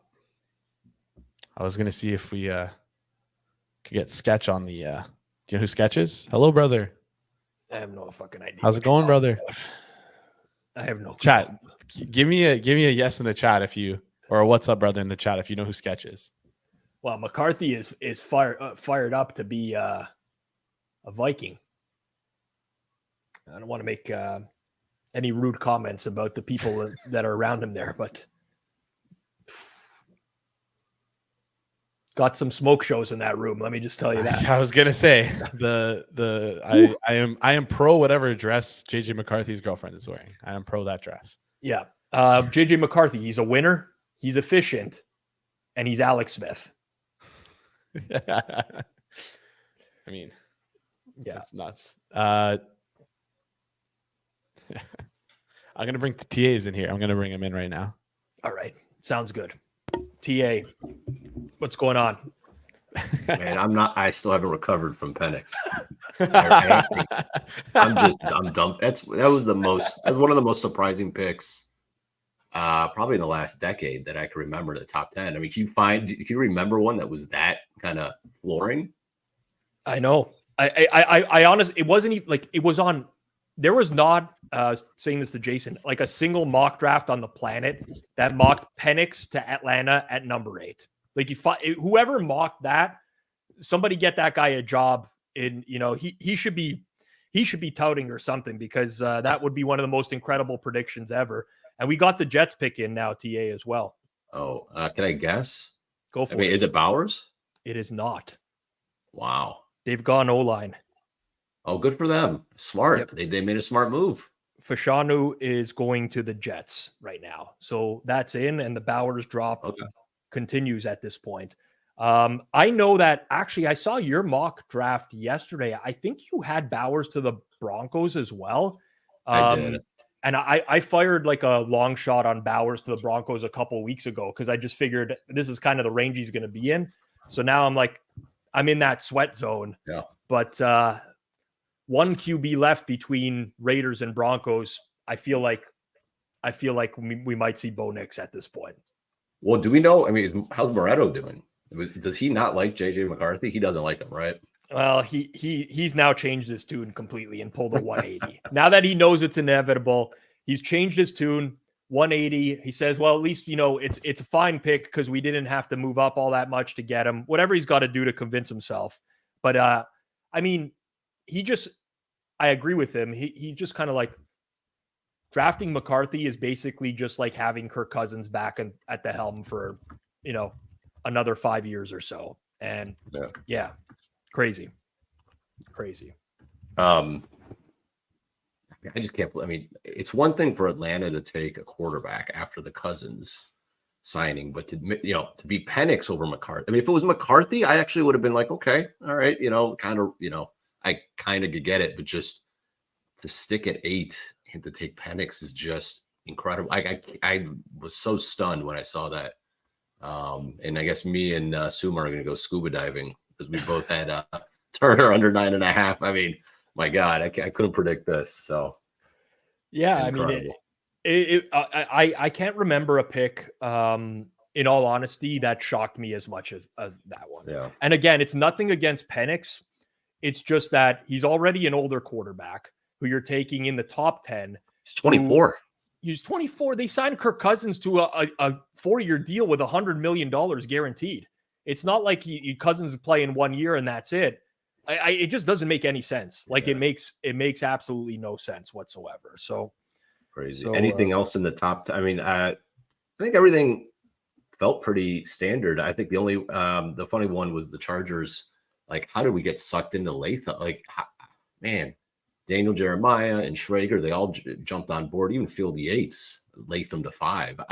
I still think that was, if they traded back, they would have taken Latham. He would have been the second O-lineman, but there was just never any consideration. They were just going to sit 5 and take the best one, right? It's just like that was the most obvious thing in the world. And we actually, in our chat, when Harbaugh was hired, I think we all said, like, they're just going to take Joe Alt. Like, that's the most obvious pick of all time. That was like 2 or 3 months ago. We should have just stuck with the most obvious pick and just gone with it, But too many reports out there. It's like brain drain. You just get 100%. All these different tweets and reports and things, and just it makes you overthink things. But that's exactly it, TA. Like if the first 7, well, at least 6 picks. Real quick.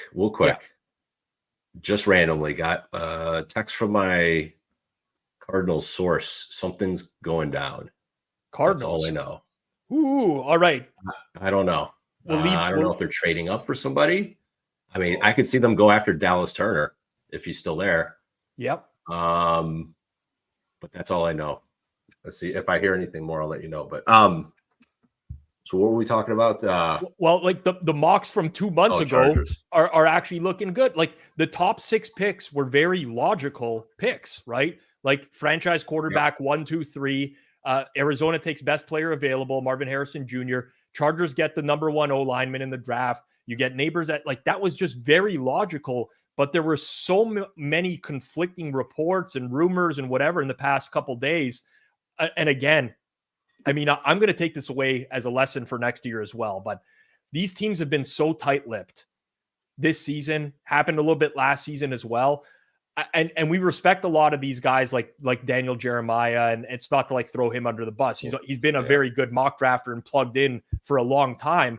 But I think a lot of these mock drafts were just pure speculation for the last little while, as Bo Nix is going to be drafted by the Broncos right now. Oh my God, that was another one that was just obvious. I just couldn't believe they would do it.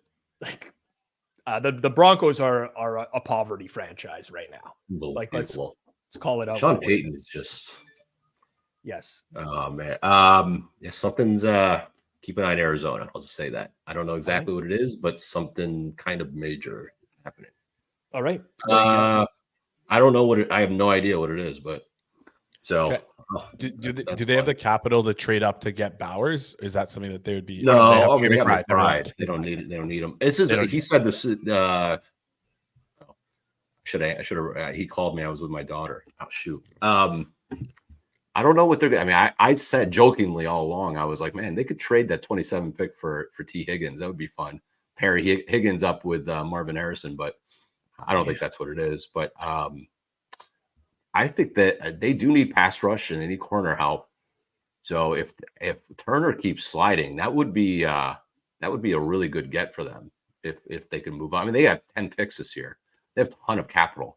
They have 27. They have 35 and something else. Or maybe they're trading it for a player under contract right now, just a veteran. Maybe it's Hendrickson. I mean, it could be. Yeah, that's interesting. Could be demanded trade as well. Yep. So the funny thing about Bo Nix going here and then Penix, on our spaces, Eager had a great. He's talked about it before about the no one trades into that back half of the first round anymore for these quarterbacks on the fifth year deal, all that stuff. That's just all a myth. Like Lamar Jackson's the only one in the last decade for that to happen. And so I said, well, if you like Penix or Nix, if you could find, I don't think they're out there, but if you can find an alternative under 20 or 19, because they're either going top 20 or they were not going at all. So that kind of lends to that belief that the 32.5 it was kind of useless because it was never going to be anywhere, there. So anything between 20 and 32 is just basically not happening. Right. Yeah. I mean, I think Jordan Love is the only other quarterback drafted after 20, 20 to 32, besides Lamar in the last, I think 12 or 13 drafts. So they if they go, it's only top 20, and that's pretty much it. So interesting. Sure is. We're going to take this from a duo to a quad box here, as Steve Fezzik, Drew Dinsick, both with us. Fez, I'm going to start with you. Did you play the bridge jumper with Hitman tonight? The Caleb Williams first overall? Oh, of course we did. And it's interesting because I'm getting Plus EV Analytics and I are arguing, and he was saying that the human beings cannot distinguish between 99 and 99.9% those numbers. And I do largely agree with him. As an example, the trivia question I always give everyone, I'm going to give both of you this one. How many, Rob's going to get this because he's from Canada, eh? How many U.S. states have some portion of their state that is north of Canada? Oh, I won't be able to get that, but I would probably say, some portion of their state. I still wouldn't be able to get that. Any part. I need a guess, though. Drew, what's your guess? Drew, you're muted really quickly. I'll say 8. Drew goes 8. Rob, what would you say? I was going to say 10 because I think some of the upper tips of some states are there. Maine, New Hampshire, Vermont, New York. No. I'm going to cut you off right now. So the way the human nature is that they're just trying to drive along the northern border, figuring some point of Idaho and Montana and Washington is north of the southernmost part of Canada. Rob, unfortunately, I'm going to I need your passport. I need your ID. You're being deported because it's 27. 27 U.S. states are north of the middle of Lake Erie. There's an island that's Canadian, and that's north of more than half of that's south of more than half of the northernmost spots of U.S. states. That's So Kelly's Island. Yeah. It's north of Ohio. There's a logic to this. Yeah.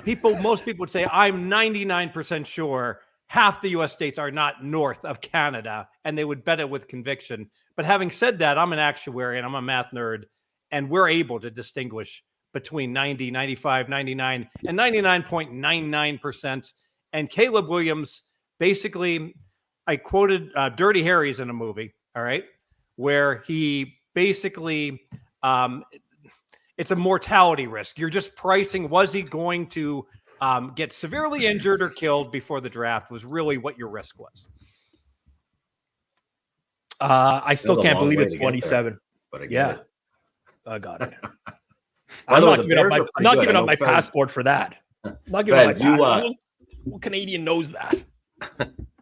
Fez, you don't like rookie You're on the border. Everyone in Canada lives on the U.S. border. If anyone should know that, you go to Windsor. You drive south from the U.S. Windsor is largely considered the armpit of Ontario. I don't set foot in Windsor unless I'm crossing through. That's it into Michigan. But I didn't appreciate the trick question making me look like an idiot there, Fez. If I can just jump in, I'm also Canadian. I couldn't name 20 states, so I didn't even know. I didn't even know 20 states line the border. So, anyways, I can't find the difference between. I always mix up Edmonton and Winnipeg on the map. They're both like up there somewhere in the middle. That's all I know. They're very opposite sides of Canada. Edmonton is on the west. Winnipeg is much more central. Much more central. We're at a lull here right now after the Broncos drafted Bo Nix. So we end up the 5 QBs. GRP wins is pretty happy. Drew, I mean, I imagine you were like absolutely floored with Penix being number 8 as well. Doesn't make sense from a process standpoint, really. And actually, we should just air out some more laundry on the Falcons here. These clowns could have made an offer for Lamar Jackson last year and given the money that they're giving to Kirk Cousins to Lamar Jackson, and then this pick would have been the compensation. So you wasted the pick that you didn't want to give up. Like talk about an absolute joke of a franchise. And honestly, like a lot of the process so far tonight, I think you can be pretty critical of. I don't agree with the Chargers process of getting an offensive lineman, doubling down on we need to have, we got to protect, okay, great. Look at that wide receiver depth chart for the Chargers. Like, you're not scoring points. Like, that's an absolute joke. Like, the bad defenses are going to be able to cover that unit. Like, right. I'm shocked at the way some of these franchises are handling things. And honestly, like, I promise you, I'm not pandering to your producer here, but of all of the quarterbacks in their homes so far, like, I kind of think it's not a crazy bet that at least second best of these outcomes is probably going to be JJ because of what exists as far as like developing a young quarterback in Minnesota relative to all of these other spots. I mean, you're going to specifically you're specifically interrupting the development of Penix because you're presumably going to put him behind, Kirk. And if you're not, why in the world are you paying Kirk that? Right. You're specifically going to stop the development of Drake Maye because you have no offensive line and no weapons in New England. Jayden Daniels, I don't know if like he ultimately has it anyway. He's already pretty old and already kind of going to a weird situation in terms of talent. Caleb Williams probably will succeed. It feels like the Bears were the best, are actually kind of built to win now, but he had a weird year last year in terms of arrested development. So I don't know that I have super high confidence there. And Bo Nix with the Broncos, you said the Broncos are a poverty franchise. Like, you couldn't be more right. Like, this roster is a joke. Yeah. And, Sean Payton took over this project and, maybe he's like enough of a wizard still that he has the answers, but like, I kind of think all these are going to miss. And there's some super, super talented offensive linemen, defensive players, defensive linemen, cornerbacks who are now sliding to the second half of the draft. So the good teams are all getting better. Exactly. Like, this is absurd. And honestly, like, No D yeah. yet. And the Raiders are at the podium, and the Raiders are picking Brock Bowers right now as well. Really? The Raiders are So going absurd. Bowers. They have no secondary and no offensive line, and they go break Bowers. I don't know. Like, listen, I understand. I appreciate the talent that Bowers is, and the comparison on screen is to George Kittle. But like, I don't know what's going on, man. It's like the dumb teams just keep doing dumb things, and the teams behind them that are smart are going to reap the benefits of this. Okay. I am putting in a bet right now, long shot bet, 10,000 to 1, that Kelsey Plum marries Bowers. Kelsey Plum, just I thought you were going to go the other way and say the bridge jumper Raider is tight end. Kansas City Chiefs AFC West at any price. Like, seriously, you think any of these teams are competing with Kansas City this year? Like, that is now all of a sudden the most lopsided division in football, is it not? You know, I got to come in here, and I don't disagree, but I think we should talk about lottery tickets here. And you're taking, all these players, you're taking a Bowers or someone like that. He's worth half a point. All right. He's worth half a point. That's all. As a rookie tight end? How much are these quarterbacks worth? Probably nothing. Maybe. They're probably worth 0 to helping your team. However, there's the possibility that they might be worth 5 points. Remember, Mahomes didn't go top 10. It's obvious now how good he is. But if by some miracle your guy turns into an Allen or a Mahomes, he's going to bump your power rating for your team 6 points for 10 years. That's a pretty powerful lottery ticket, even if it appears to be just confetti right now. Okay. Sure. I would set the over-under of quarterbacks who make it to year 4 with the regimes that drafted them out of the 6 that have gone now is probably like 2.5. But if one makes it and he's worth 5 points, that's sufficient for the risk. Even if it's only a 1/5 hit rate, if you get an above average starting quarterback. Okay, but so this decision for any team now that's going to go tight end, right? Like if Brock Bowers turns into the best tight end ever, he might still end up being worth less than like another left tackle in this draft, right? These teams are just, I don't know. I don't love the direction for a lot of these teams that just like continue to make the same mistakes regularly. It's nothing against Bowers, but yeah, you guys know the financial situation of the Raiders. What team had 0 margin of error for not getting a player that has going to have high utility on their contract? It was the Raiders. Yeah. Like I'm kind of in shock here. This whole first half, and I mean I'm almost certainly going to lose money today, so I'm in a terrible mood anyway. But this is a joke. I can't believe the rich get richer in the NFL this year. It happens every year, man. Go ahead, Steve. I think we're being arrogant. I think we're saying, oh, these dummies. Hey, I'm Mr. Arrogance when it comes to like, oh, the entire organization in Pittsburgh doesn't realize that you don't kick field goals 4th and goal from the 1. Even if you only have 10 guys on the field against 12, I go for it. But the point is like we're so quick to say this player is worth this much, all right? And I do that, but I think all these organizations have done their research to see, hey, is this player Tom Brady style going to make everyone else around him better? Is he going to? And I think that's got to be part of the evaluation, right? Is this a player that's committed to winning? And if he and for all I would think that would be a big part of my research, the old New England recruiting captains and things like that to try to help their team. Well, Steve, you're an analytical guy, right? You're actuary previous to being a sports bettor. And like, for me, this is just it's just purely analytics. Like, I don't care about the player, the individual player that they're drafting. Like, for me, it's not about, oh, I think this guy's going to be a great pro. I think he's going to be a terrible pro. It's just, this is a dumb move at this spot in the draft. Like Bo Nix could end up being Tom Brady. Like, he probably won't happen, but I think that's a terrible move for Denver. I really do at that point to draft him at 12th overall when so many teams in the league have a 2nd round grade on the guy. There's just, so it's that for me that like these teams, there's certain teams that just like how the Falcons could pick Michael Penix at 8 is beyond comprehension to me. They could think he is going to be Patrick Mahomes.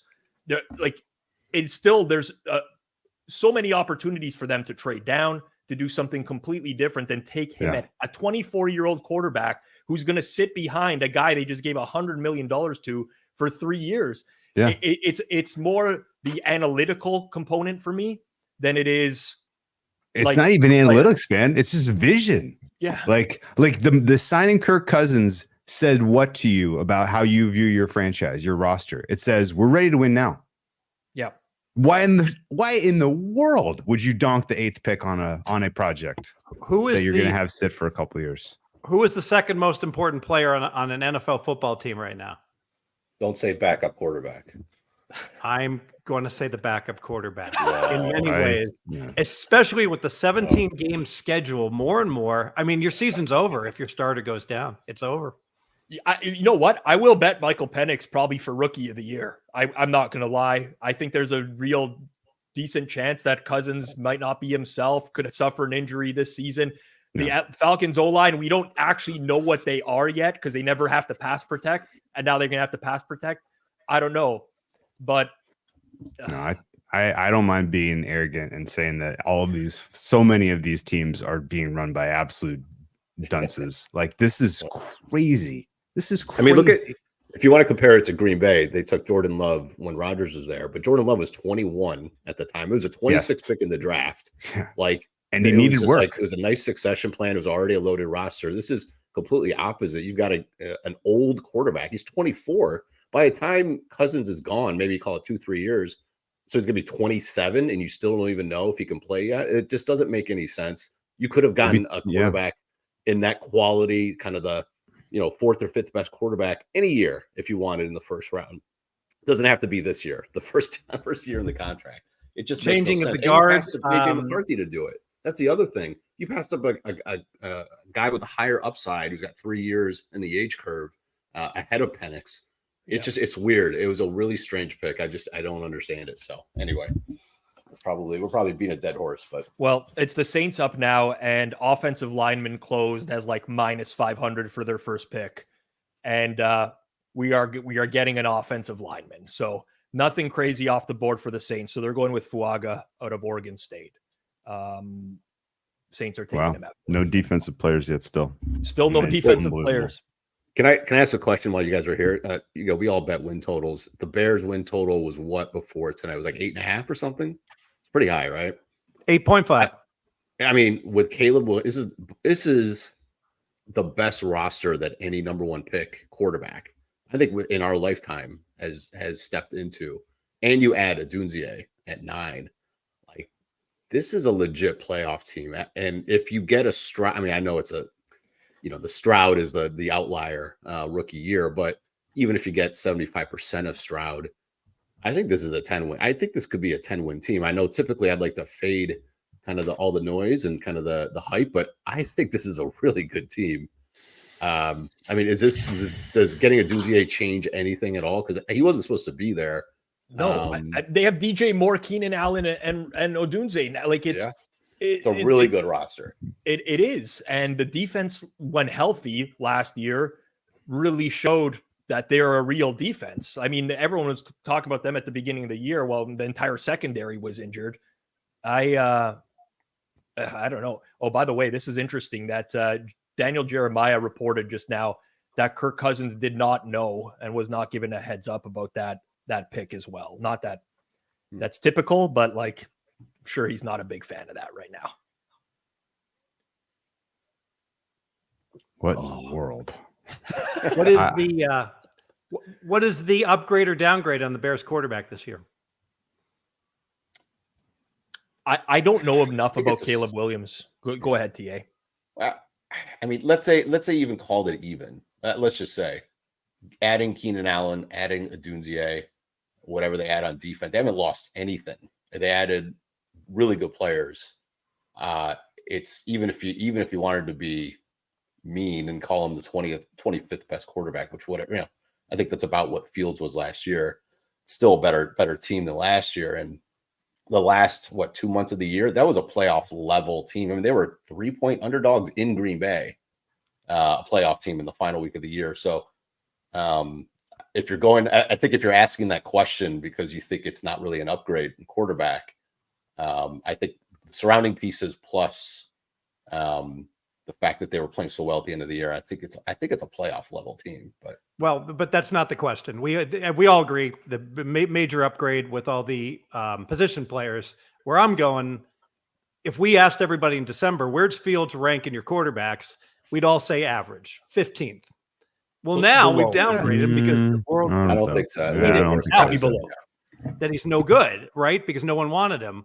But for Caleb Williams to be the 15th best quarterback, I think it's a little bit of a leap of faith. So I do think I agree with what you say, TA, but I still think it's a downgraded quarterback first year. Obviously, huge upgrade over the next 3 years. I think you're probably talking about a median upgrade, but bigger bands because he's gonna do stupid rookie shit. Yep, agreed. First defensive player is going to go off the board here to Indianapolis. Not good for me. I think good for Hitman. Is it gonna be corner? It's Latu that's going first. Oh, wow. Yeah, I thought the medicals would have hurt that a little bit more, but UCLA edge rusher. Oh man, I could have used a Murphy. I could have used a Murphy first defensive bailout. This is a disaster of a night. So a little quick story time. I don't care. Maybe the listeners or the watchers care, but last year was a wild one draft wise, and I got caught up in the Levis hype. Certainly thinking that. Some of the sourcing was correct that he was higher on the Texans board than CJ Stroud, and I still haven't gotten the God's honest truth of how CJ Stroud landed on the Texans at 2. But the day of was chaos, right? There was 3 or 4 different favorite. Will Anderson was favorite at one point for 2. Oh yeah, and then half an hour before they closed markets, it was like 4-1 for Stroud, 4-1 that Will Anderson was going to go 3. And one of our good friends, who's probably one of the sharper and more reliable info people in all of the gambling space, out of the clouds, first message he even had ever in any of the draft chat ever was, I don't know if any. He's literally like a joke because it's mostly kind of medium, small stake guys in this chat. I don't know if you guys could do anything with this, but Texans are going to take Stroud 2, and then they're going to trade back up and take Will 3. Right. And we were so caught up in all of the rumors and hype. It just went by everybody. And it was like, holy, and I'm thinking like, that's so crazy. Like they're not going to trade. Why would they trade back up for 3 for Will Anderson? Like, no way. Like if anyone's trading for 3, they're trading for a quarterback. Like that's crazy. And then they did. And so my entire strategy this year was I'm just going to wait for our friend to deliver the mail. And I'm just going to bet that. and the mail this year was JJ's going to go 3rd to the Patriots, or just JJ's going to the Patriots. And turns out, no, they were. I don't know if they were always inclined to take Maye or if they, weren't ever really decided until they, till today. But so I took some shots and nothing comes through, and almost all the other kind of long shot stuff I took all kind of fell flat. So this draft is going to be just a bloodbath at this point. And for qualifying purposes, it's still hard to get bets down the draft. I probably think in total I had staked what I have generally on an NBA series. So it's not like I'm, especially hurting, but it sucks because it's embarrassing as hell to be wrong in info markets. And this year, tough. And especially in a year like this where top 5 was chalky, nobody knew shit this year. It was That's so the thing. chalky though. So chalky. But it was so tight-lipped and everyone thought they knew, but no one knew. It was just based off go ahead, Steve. I'm going to disagree. I'm going to make the case if you just were smoking dope nonstop, not paying any attention and just refreshing every one of your sharp books, you would have landed for certain on certain winners. There's no way you don't have a big position on over 4.5 quarterbacks. Wasn't that George's pick? Didn't he get plus money on that? George cashed that. George got over 4.5 quarterbacks at he got plus 165. 10 picks into the draft. You didn't have to wait for you didn't have to wait for the second commercial break. Yes. But literally, you can be like smoking dope for 3 months, not fall you in the Bahamas, and you come back and it's like, oh, they're all betting on Penix to go in the first round, and they're all betting on Nix to go in the first round. In the final 48 hours, both those guys are flipping where Nix is the favorite to go in the first round, and Penix is like minus 250 to go in the first round. and you only need one of them to get there to cash. Will there be 5 quarterbacks? Yeah, it's almost like you didn't watch golf all year, and you're like, "Oh, the Masters, Scotty, fuck it, Scotty." You're like, the UConn won last year. They're the best team, right? They're the one UConn. Chiefs are dogs and the Super Chiefs. Like this is like kind of a very common theme with what's going on so far this year. And if you can't tell that I'm rankled by it, I'm rankled by it. I would say the one bet I lost. So I don't want to talk about bets that I won. I thought the consensus. Has anyone picked Murphy yet? Where the hell? No. I know. That guy had so much. I would argue that guy had so much buzz should have and won heat. with the Turner Nothing. under, and you had to lose with the Murphy under. And I chopped on those being consensus. And I tell you what, if this dude Thomas, the LSU wide receiver, gets picked in the top 17 or the top 19, I guess he dropped to, I'm going to lose my mind, because that was another one where like I hate bets that go boop boop up and down. Stock going up and down. Who's going to go second? Who's going to go third? That's Gordon Gekko says in a Wall Street. The whole world's throwing darts, buddy boy. I don't want to throw darts. Go get me some information. But I will say, as far as information, if you're betting, will it be Maye or Daniels? It has been a straight line. I listen to all the experts. All the experts say, "Oh, Maye's still alive. Maye can go. I like Maye." And meanwhile, it hits pick, and then literally every 4 hours, 10-cent move on Daniels, all the way linear. So like it goes back to, at some point you're like, wait, dude's minus 240 at all the sharp books. I could still get minus 180.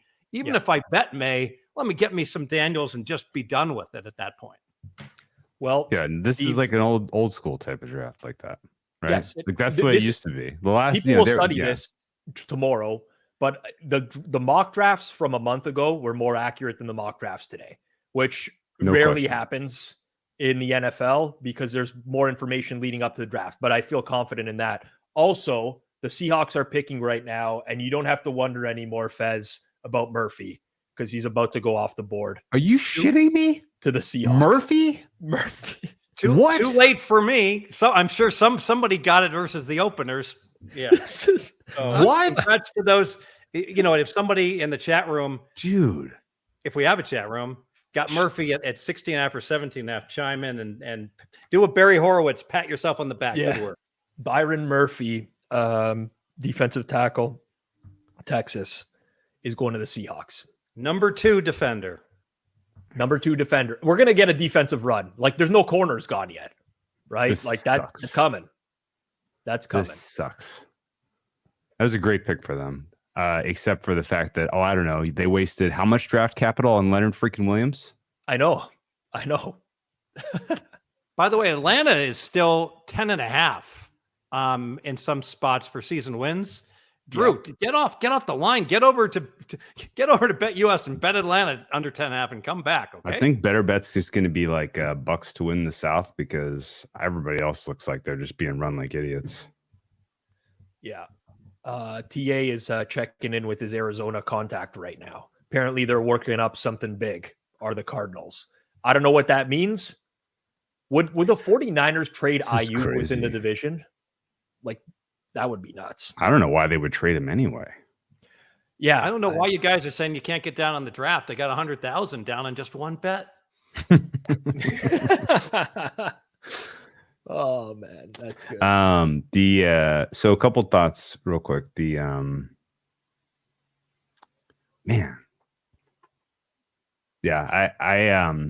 I'm just wildly unimpressed with some of the decision making here. But so if you weren't just smoking dope and you didn't just walk up and pound the chalk on the day of, and you were obsessively staring at the screen, first defensive player market was like just an absolute fight, right? Like you could get liquidity there, and those numbers got beat the hell up every which way. Push, pull, and it was mostly Murphy and Turner as kind of the push pulls. Those are the two totals that got bet under pretty aggressively.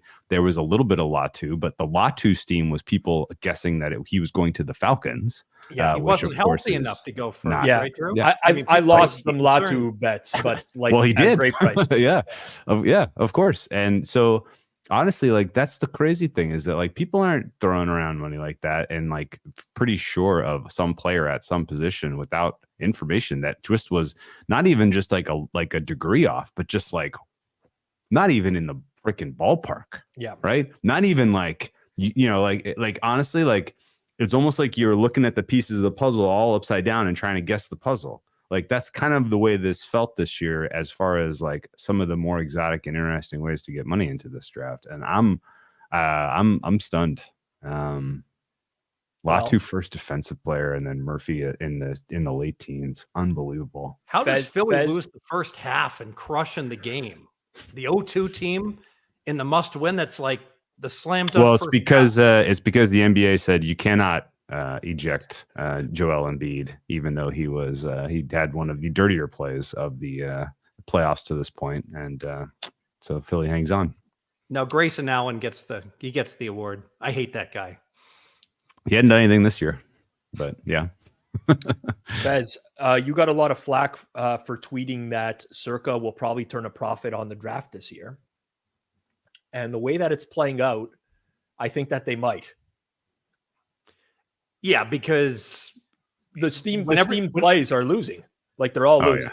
Yeah. Well, part of it, you know, since I'm betting and as a bettor, I was unimpressed with how Circa was dealing the draft in prior years. And I said, oh my goodness, there's no way they're going to possibly win, because they're opening up 100 different players and they're opening them 138 and they're closing 85 and then they're going 82nd or 88th. This year, they did a really sharp job. They took like 40 players, and every time you made a bet, they either moved it aggressively 3 to 5 spots, or they moved the VIG all the way to the point you could play the other side and break even on both sides. So like the reason that the dum-dums over at South Point, they're like, oh, you can't win on the draft. Well, that's because you have no idea how to book it, because you've got 25 years of experience, like the captain of the Titanic. When somebody bets a game minus 120, they move it to minus 130. No, that's not how it works, boys. When Drew Dinsick bets minus 120 a month before the draft, you move to minus 160, and until Rob Pizzola takes plus 130, you stick with that. You move 40 cents and you try to do price discovery as fast as possible. You're right on that. So I actually made some bets at a prominent offshore today that was moving massively. Now they were limit bets, but it's like $500. They were moving massively off of those bets, and I am assuring you those were just like gut feeling recreational wagers, and they were taking stuff that I was betting like a minus 140 and moving to minus 270 on one click. And I think that's how you got to trade the draft, honestly. Just like think that people have information and move aggressively and see if someone comes back the other way. Auto mover on max power. Yep. And because like it's if you're sitting there and you're like, oh, what can I get? You'll give me 250 a click. Okay, one click. I guess I'm only getting 250 because I'm not going to bet into that price. But like, man, I'm this might be my last one.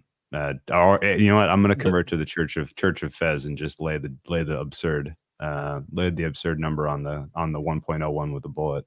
Because I honestly, like, I don't understand the thinking here. I got to ask you something real quick, Rob. You're getting tipped picks faster than anyone else I'm following. What's the plug here? So I have a bunch of alerts set, but I have Jordan Schultz, who works for the Score. Okay. There's the Ricky guy. Can't remember. You know the Ricky guy. You know what I'm talking about. He's the guy that got JJ McCarthy wrong, and unfortunately, he's always right. Yet this time happened to be wrong. Pretty Ricky, you know what I'm talking about? Yeah, of course. I've known him for years. Yeah. No. No. This guy came out of nowhere this year. But yes, okay. Yeah. Gotcha. I believe he was under another alias previous years, is what happened. Thank you. Yeah. But you know what's amazing? I wanted to ask both of you. What is going on where across the United States, the average hold is just under 10% now, you know, for all bets? Yep. How is that possible? I'll tell you, it's very easy. People keep betting. That's you want the answer, Steve. It's that people are not smart. There's not enough educational stuff out there. And even if there is, like, the masses seem to not care right now. When a bunch of people lose their money over the next 2 or 3 years, they're certainly going to care and start price shopping and finding better stuff. But as long as people keep betting into those markets, there's no incentive to make the hold lower. I mean, I'm not sure I agree. And here's why. I have a drink here and a restaurant I hate, Fats Burger. All right. Fat Burger sucks because In-N-Out Burger is better. And I can get a value meal for like, $9.99 that cost me $19 against these clowns.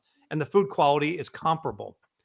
But I was in a hurry and there's a longer queue, even though it moves fast in In-N-Out Burger. So I went to Fat Burger today. And it seems no price sensitivity. And I'm sure there's some people out there that are like Fezzik's an idiot. He paid $20. He should pay $10.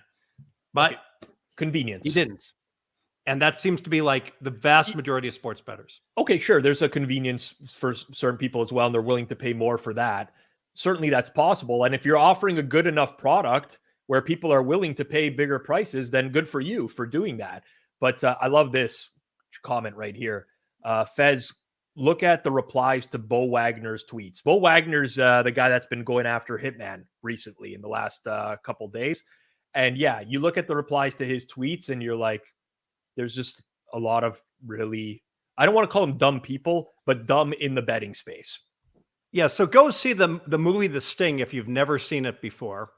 And one guy is lamenting at the end of the poker game. He's like, I've never done this badly. They're betting big. And Paul Newman starts laughing at him and says, they wouldn't let you bet big in this game if you weren't a sucker. And that's really become sports betting. Oh, it's fine if Hitman or I put up a ticket for 100,000 to win 1,000. That's different. But I assure you, for all these people thinking it's a slam dunk, I can just bet $1 million on an NFL game or an NBA game. No, it's not easy anymore. Even places that have posted limits that they give to everyone, I get better limits. For instance, if I go to one of the local casinos betting anonymously than giving my player's card. So it is extremely difficult to the point where there's people out there betting $38. So if some dude is coming in there and saying, here's my $50,000 bet that I do daily, it doesn't mean that he isn't able to win big and he hasn't been winning big. It's just Occam's razor says it's extremely unlikely. Right. The Vikings are back on the clock right now. They have traded up with the Jags. So the Jags are going to get pick number 23 and 167 as the compensation for that pick. So the Vikings are not going to have any more picks in this draft, I believe. Maybe a 7th rounder because they traded away their 2nd and 3rd. They traded away their 4th and 5th to move up for JJ McCarthy. If this is for Turner, that would make sense. You get the guy who's perceived top 10 talent, pass rusher, Yes. which they need. That would make sense to me. So I guess maybe they take the wide receiver Brian Thomas. Is that if Thomas goes, I'm going to hang up right now. Well, I'm out of here. The pick is in. It can't I'm be. warning you guys. I'm joking, by the way. The pick is in. The defensive run continues. It is Dallas Turner that is going to the Vikings. And I think that's a great pick, like value-wise for Minnesota at this point in the draft. Yeah, really we do. still haven't had a corner go, and we're up to what, 18? Yep. Whew, man. I got some Wiggins third corner. There was some steam on Arnold. There was some steam on Mitchell. Both guys going to be there in the late teens is crazy. There was steam on the defensive players. 1, 2. Yeah, this could be the over 21 is probably going to hit. That was plus money on close. But I don't think we've had anything predictive yet because we haven't seen one player taken yet that wasn't projected to be top 32, right? So I don't think we've given any information. Bo Nix was Nix was close, borderline. He was like, he was. I think by close he might have been odds on to go. Okay, but there was late rumors that Broncos were going to take him. Yeah, I agree. He was a guy that was like 65% to go first round. So you're right. That does favor offense. Yeah, I was talking to Hitman earlier, and I think he was betting over on Nix. Not to sell him down the river. He's actually won a lot of bets tonight too. But he was betting like over on Nix at plus 120 or something like that right before draft, and it was coming back, just going back and forth. But Penix closed around there too, did he not? Penix was like a monster under 32.5, like minus 280. I saw it. Yeah, I think it closed bigger. It was like I got the numbers. I grabbed close from Chris, at least if you're okay talking about a competitor to the sponsor here. We don't discriminate. We the close on Penix 32.5. Actually, they moved him up on in legal markets in US markets. They moved him to 21.5. Really? And offshore they kept him at 32.5 close minus 390. Yeah, to the under 32.5. So yeah, somebody pretty much knew he was going round one. I don't think anyone knew he was going top 10. Actually, I take that back. There was a CBS guy who mocked him to 8 to the Falcons. I did see some random Penix 8 40-1 exacta bets placed by a couple of smart people, but I don't think they were thinking the Falcons are going to make this pick for themselves. I think they figured the Falcons were open for business to trade. Dallas Turner currently wearing the suit that I'm going to wear to the Bet Bash Hall of Fame dinner this year. I put in my request. I want male spokesmodels at the celebrity dinner. It's not fair. It's only female. I mean, I don't care about myself, but I want everyone to be happy. And we need some. If we need some Chippendale dancers, I'm fine. Believe me, I've been to those Bet Bash events, and people are very happy with the atmosphere models. They're already very happy. Anyways. Oh man. Okay. So who do we have on the clock here at 18? Drew and Rob are going to get stuck on an elevator. My prediction for Bet Bash 2024, and they're going to be very happy. With who though? With who? With the spokesman. Not with Spanky. Okay. Please, not with Spanky, and definitely not after In-N-Out or Fatburger. I'll tell you that. Bengals are on the clock right now, Rob. Bengals on the clock. Corner. Let me ask you guys. There's controversy. A lot of people are talking about they don't want anyone who sells anything to help people win to be part of Bet Bash. How do you feel about that? Well, Spank Odds is like an. I was going to say Spank Odds is spot. Like it's I don't know. I don't know the details. All I know is that I'm doing a live Circles Off at Bet Bash. I'm pretty sure Drew is doing a live show with Andy at Bet Bash, and I'm going to be sauced for a lot of that week as well. I'm just going to enjoy myself, play some craps with Anthony Bruno. It's going to be a good time, Fez. I want to ask Drew, because I see like these big Calcuttas and these big like sharp guys going against sharp guys things. Maybe it's just because I grew up playing some blackjack and the casino was the enemy. I'm old enough. It's like it's the greedy casino, and they'd have dealers deal seconds off the bottom, and the casinos was well known were cheating. And to this day, they still take such ridiculous liberties with the poor players, ties, lose, parlay cards. And if anybody happens to win, they kick them out. The casino's the enemy. We want to beat the casino.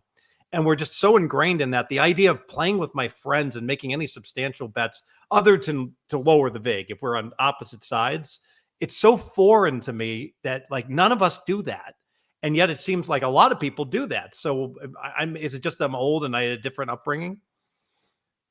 Well, Calcutta has like it has utility beyond beating the casino. There is particularly for like college basketball, for instance, right?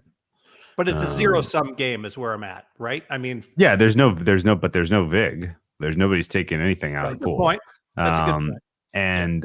But like the utility is more like if you have, and maybe Rob, you can speak to this as well, because I know you've done a lot of high stakes ones also.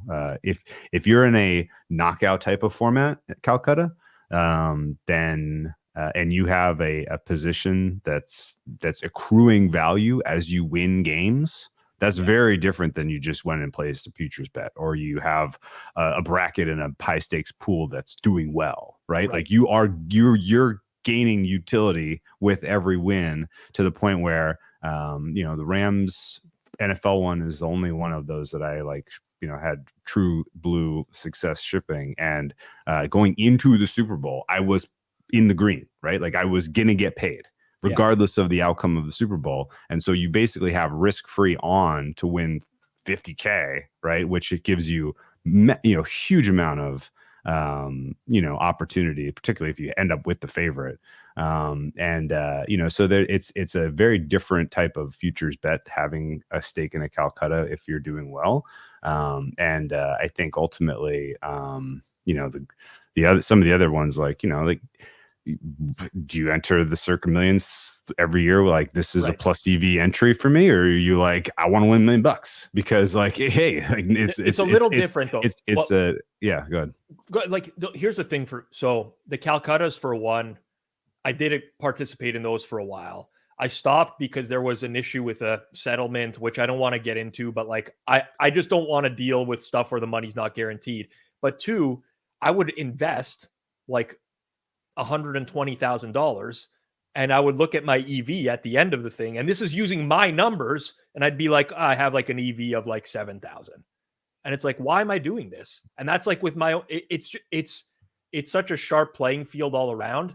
And I don't have an ego when it comes to betting. I'm not saying that Drew does or that anyone else in that does, but there's just way easier ways for me to win money or to even get a sweat if I want to, than to enter that. And especially a golf one with Rufus, are you insane?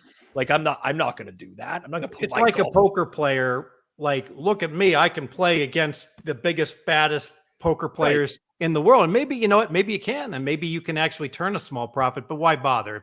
If you're smart enough to win a golf Calcutta with Rufus Peabody, my God, you're spending your time in the wrong circles. You probably can do a little bit better playing against Boyd casinos or Treasure Island. Or, I don't know. I think everywhere that you can play. So first of all, I think most of the players that are in this are outside of maybe Rufus. Maybe he's the only guy that is solo staking, right? Almost everybody else, it's the teamwork event, right? Yeah. And you find somebody with the originating numbers who, you're looking at their numbers and you're like, man, you're beating Rufus because you kind of know where he's at. And you're like, fair enough, we got a chance here, And Rufus is a proxy for all these other sharp teams. Also, when I say Rufus, that's what I mean. Sure. No. You're up against the other sharp teams as well. But at the same time, if it's just one way to get down on an event, if it's the only way you're betting an event. Yeah, you're just doing it for the sweat. You're being an idiot, and I'm guilty of that, surely. But if you otherwise are well, I'm gonna have 200,000 in matchups at this, in these areas. I'm gonna have 200,000 in outrights at these areas, and then we're gonna get another, a different type of exposure with a different utility type of bet in this pool, right? It's just gonna, it gives you an opportunity to kind of round out what you are looking for overall.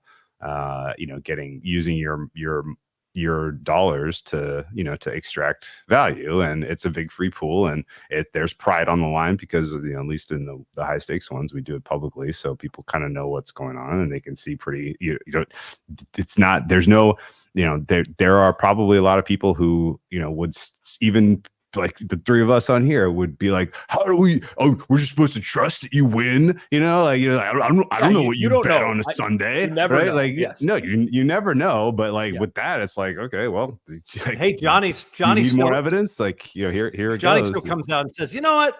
Fezzik probably is able to win. And I take that as such an offense because my friend Bad Cutter, who's terrible at this, and he grinds out his 100,000 a year or whatever. It's everybody wins. Winning is, it's do you make money working at McDonald's? Yes. Do you make lots of money? Well, now that's the question. Do I own 6 franchises, or am I working, okay, flipping let burgers? me give you I knew by the way, around on you a little bit though. Fez mention of Johnny was a minus 10. It was as high as Caleb Williams closed as the number 1 pick. Yeah, you be honest with me for a second. So you were running good in the Circle Millions pool.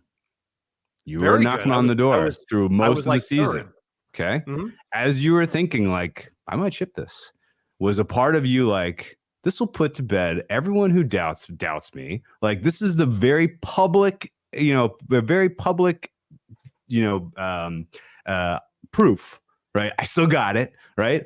Hey, if I ship this one, I'll just walk out. I'm retiring. This is, going out on top. Were those thoughts going through your head?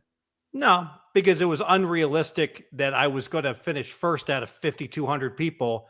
And whether I finished 4th or 21st or 65th, I finished 21st.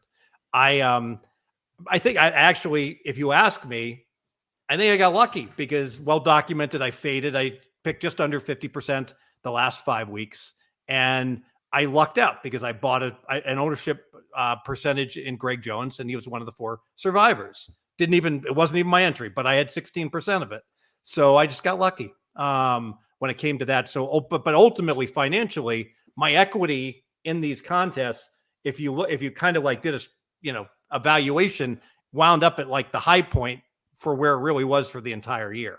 Because if you would have asked me when I was like in 3rd place circa millions with 7 weeks to go, would I be willing to take 100,000? No. Would I be willing to take 220,000 absent, being able to have the bragging rights? The equity wasn't above 250,000. It was nowhere close because there's 5,000 people. And ultimately, I had no chance of winning. But the guys that won 1st and 2nd were so good that I could have done great. By the way, Mims, offensive tackle, Bengals. Yeah, I got one more corner non-Thomas pick, and I'm happy here. Very good corner price there, which unfortunately didn't go through. But Fez, I'm going to use that clip for the next Circles Off, and we're going to title the episode "Fez Admits to Being Lucky Better." That's what we're going to. That's Brad Powers always kicks my butt, and I absolutely see the luck, but I also see the fact of people. I was wildly criticized. I was in the Stardust Invitation. I'm old, guys. In 2004, and I said to people, these football contests, there's total dead money. Your ROI is like 300% in them. And the internet broke. There was no internet, or no popular internet. But everyone's like, this is the biggest Dumbo ever. AOL dial-up, Steve. AOL Pardon? dial-up, 10 hours a month for free. That's what I was doing in 2004. You were doing what now? AOL dial-up internet was what I was using in 2004. Wow. I don't even remember. By the way, I use the song Convoy, which no one has heard but me. CB radios were all the rage in the late 70s. Drew, you weren't born yet. And that was like the first like social media interaction. People would get on the trucker CBs and just talk to each other in the late 70s because they were lonely. In the contest, I said, "Oh, my ROI is well over 200%," and everyone like lambasted me like I was a fool. And now it's not 200% because there's so many sharp guys doing what I'm doing. But back then, I mean, it was just insanely good to be a sports bettor. And then, frankly, 4 years ago when they legalized all these new states, there was I give a lot of guys super credit, like the Hitman, for going here, there, everywhere. My friend Pastrami, really the money to be made. Go East, young man. I mean, there was just so many opportunities when the states didn't know what they were doing. And frankly, it kind of shows I've gotten old and off my game that I didn't, relocate and travel around and take advantage of those like other people. So that would be my biggest lament. If it could go back 5 years, I think I really would have actively pursued that a lot more. Yeah. It's hard to know when the edge is going to dry up in anything, really. Rams kept the pick, and they drafted Jared Verse here at 19. Is he an LSU wide receiver? No, he's a Florida State edge rusher. All right, is the draft still going on? Josh asked. It's really come to us like these teams are milking the clock at this point right now. The Rams use like 9 minutes to get that pick in. So. I'm out of here. Great discussion. Keep up the great work, Rob, Drew. Keep up the great work with the all of the podcasts and the like. And don't get discouraged just because you win. I mean, I lost both sides of a Milwaukee game, and my first reaction when Peralta got lit up is like, I'm done with baseball for the day. And it's that's just the wrong. I'm running so cold right now. It's absurd. The only good thing about the draft and my red number is it's not as red as my Masters or my college basketball number. So I gave my clients 2 baseball plays, Milwaukee first 5 and under first 5, 0-2 fully documented. In case anybody wants to see, I can provide the picks, and they were made before the game started. Have a good evening. Good luck to everybody. And let's have our best year ever. Steve Fezzik, everyone. Thanks for joining, Steve. You heard him, Drew, a couple times there. Lucky, sports better, fully documented loser is what he said at the end when he was signing off as well. Yeah. Fully documented. We could not be built more differently. The idea that he's like 5 years ago, like I should have gotten on the road and just been grinding kiosks. Like, I know. Like because Like, I've never lived that. I've holy never hell. lived that life. Like I'm with you. Oh my I enter God. Circa Millions every year. It's like a donation for me. You know, someone's like, yeah. I don't. It's Dude, if I yeah, I mean, I again built differently. Like if you know I have a kind of a specific nightmare about being in the content space, which is like early on, and I don't want to name names, but relatively well-known person on a panel at a relatively, you know, at the time was kind of like a big deal-ish conference, and they paid me to be there to be part of the, not paid me, but they paid my way, like ticket and hotel room to be there to be on some panels, talk football. Okay, cool. You know, I'm like, you know, there's a lot of people watching online, streaming online, and I'm like, okay, let me like I'll just get in there and chop it up because I like to get in there and with the commenters and just bullshit. And like the commenters are just killing this guy. Like, oh, your edge dried up 5 years ago. Why is he up there? Blah blah blah blah. Just killing him. And I'm like, man, like if that's me at that age, like something went very wrong in my life. like can't let it happen. Like won't let it happen. And like honestly, like the getting pulling the ripcord and being you know, just anonymously participating in the absurdity of the space is kind of the name of the final chapter of my you know, my involvement in gambling, I suppose. But you know, perfect opportunity to do that is you win in the Circa Millions. Like, hey, there you go, you know, done, bang, $1 million pot, shipped it, see ya. You know, like that's kind of the dream exit, I feel like. So Fez is in it for the to ground ROI, which is amazing. Yep. I mean, listen, to each their own. Like I try to understand the point of view of the person who's saying something or tweeting something. And like, you're right. He's there to grind ROI. Like, you know, he tweets some stuff, and I talked to this about him when I had him on the podcast before, right? Like he'll tweet some stuff like, you're a dummy if you're not up at this time betting this or whatever. And it's like, well, I just prioritize other things in life. Like my edge is very different from what his edge is, and how we make our money is very different. But yeah, I mean, I fucking love sports betting, and I might lose, and I have lost edges over time, but I figure out ways to make it work somehow, find something new, different market, different style of betting. And to me, it's just like, I'm just very passionate about being able to win money betting on sports. It's like a great life this is a great life to live. Like, think about what I could be doing if I wasn't doing that, you know? This has to be a joke, by the way. Rattler to Miami is Matt Shelby. I'm going to have to ban you for spam of the chat. If this happens, it would. I'm giving him a 30-second timeout if it's not true. If it's true, then I'll make him a mod. Okay. I feel like that's fair. No. Yeah. That's okay. Yeah. 30-second timeout. Nothing big. But if he's right and we're wrong, then he's a moderator on this channel for life. He'll be the first mod outside of the Hammer team on this channel. Yeah. No, that cannot be right. 50 for Embiid tonight. Yeah. 50 burger. Wow. Yeah. Interested to see if there's any league discipline out of that one. There will not be. Spoiler alert, Drew. There will not be any league discipline whatsoever. Mm-mm. Pick is in for Pittsburgh, and I don't have a spoiler yet. Oh, I do have a spoiler. Wide receiver here? O-line. O-line. Wow. O-line. Eager was bang on with all the Falcano, huh? Falcano, yep. Eager was bang on with the over. How many offensive line have gone so far? We're kind of on track. We're kind of on track for that. Yeah, we're on track for that.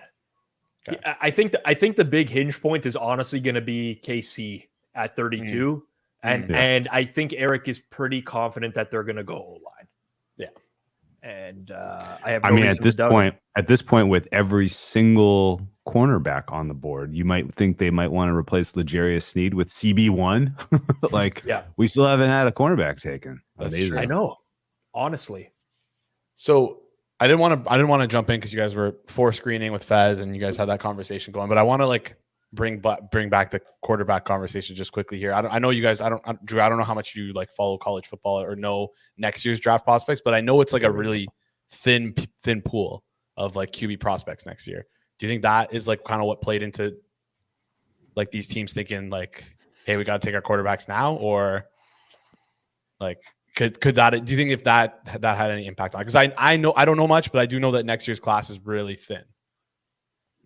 I feel like there's been so many years where people say next year's class is so good. Next year's class is so good. Next year's class is so bad. And sometimes it materializes and sometimes it doesn't. And so I wouldn't say that. I think it just speaks to more of the like the quarterback need across the NFL was very obvious last year, right? Like what were totals down? Like 2 points or something insane off the top of my head.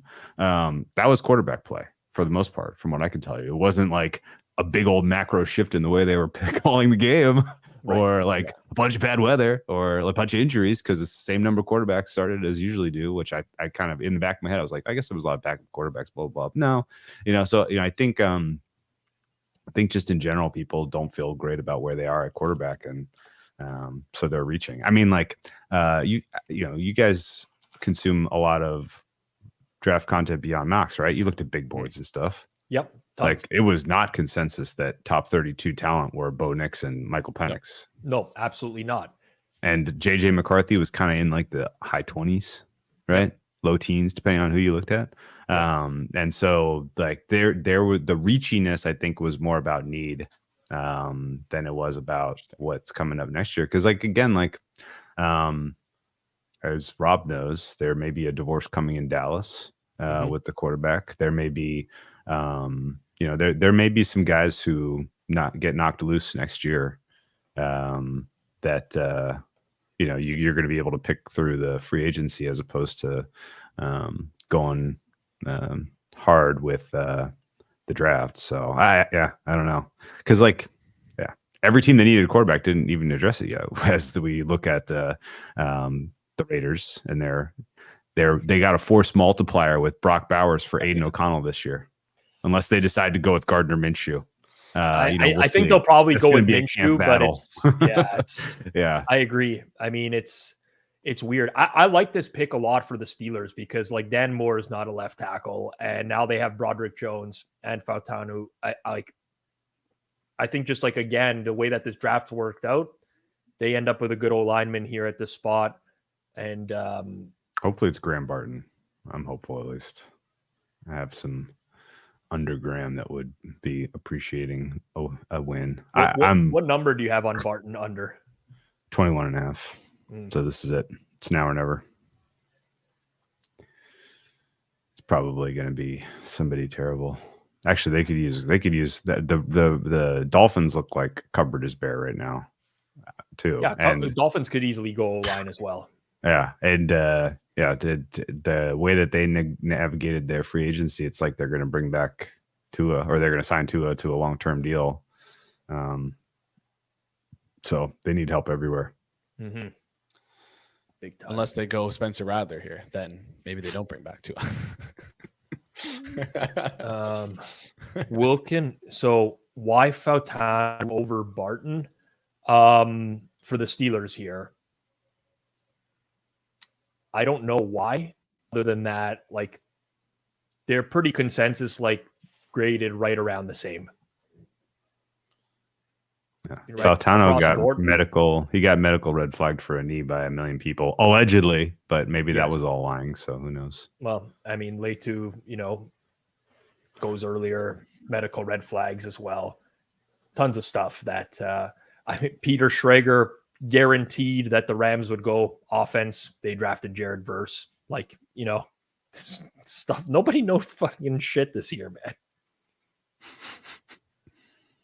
I swear we said the same thing last year during the live stream, Rob. I swear it's the same thing last year where it's like you take the mock draft that was 2 months out, you play that, and then you just kind of step away.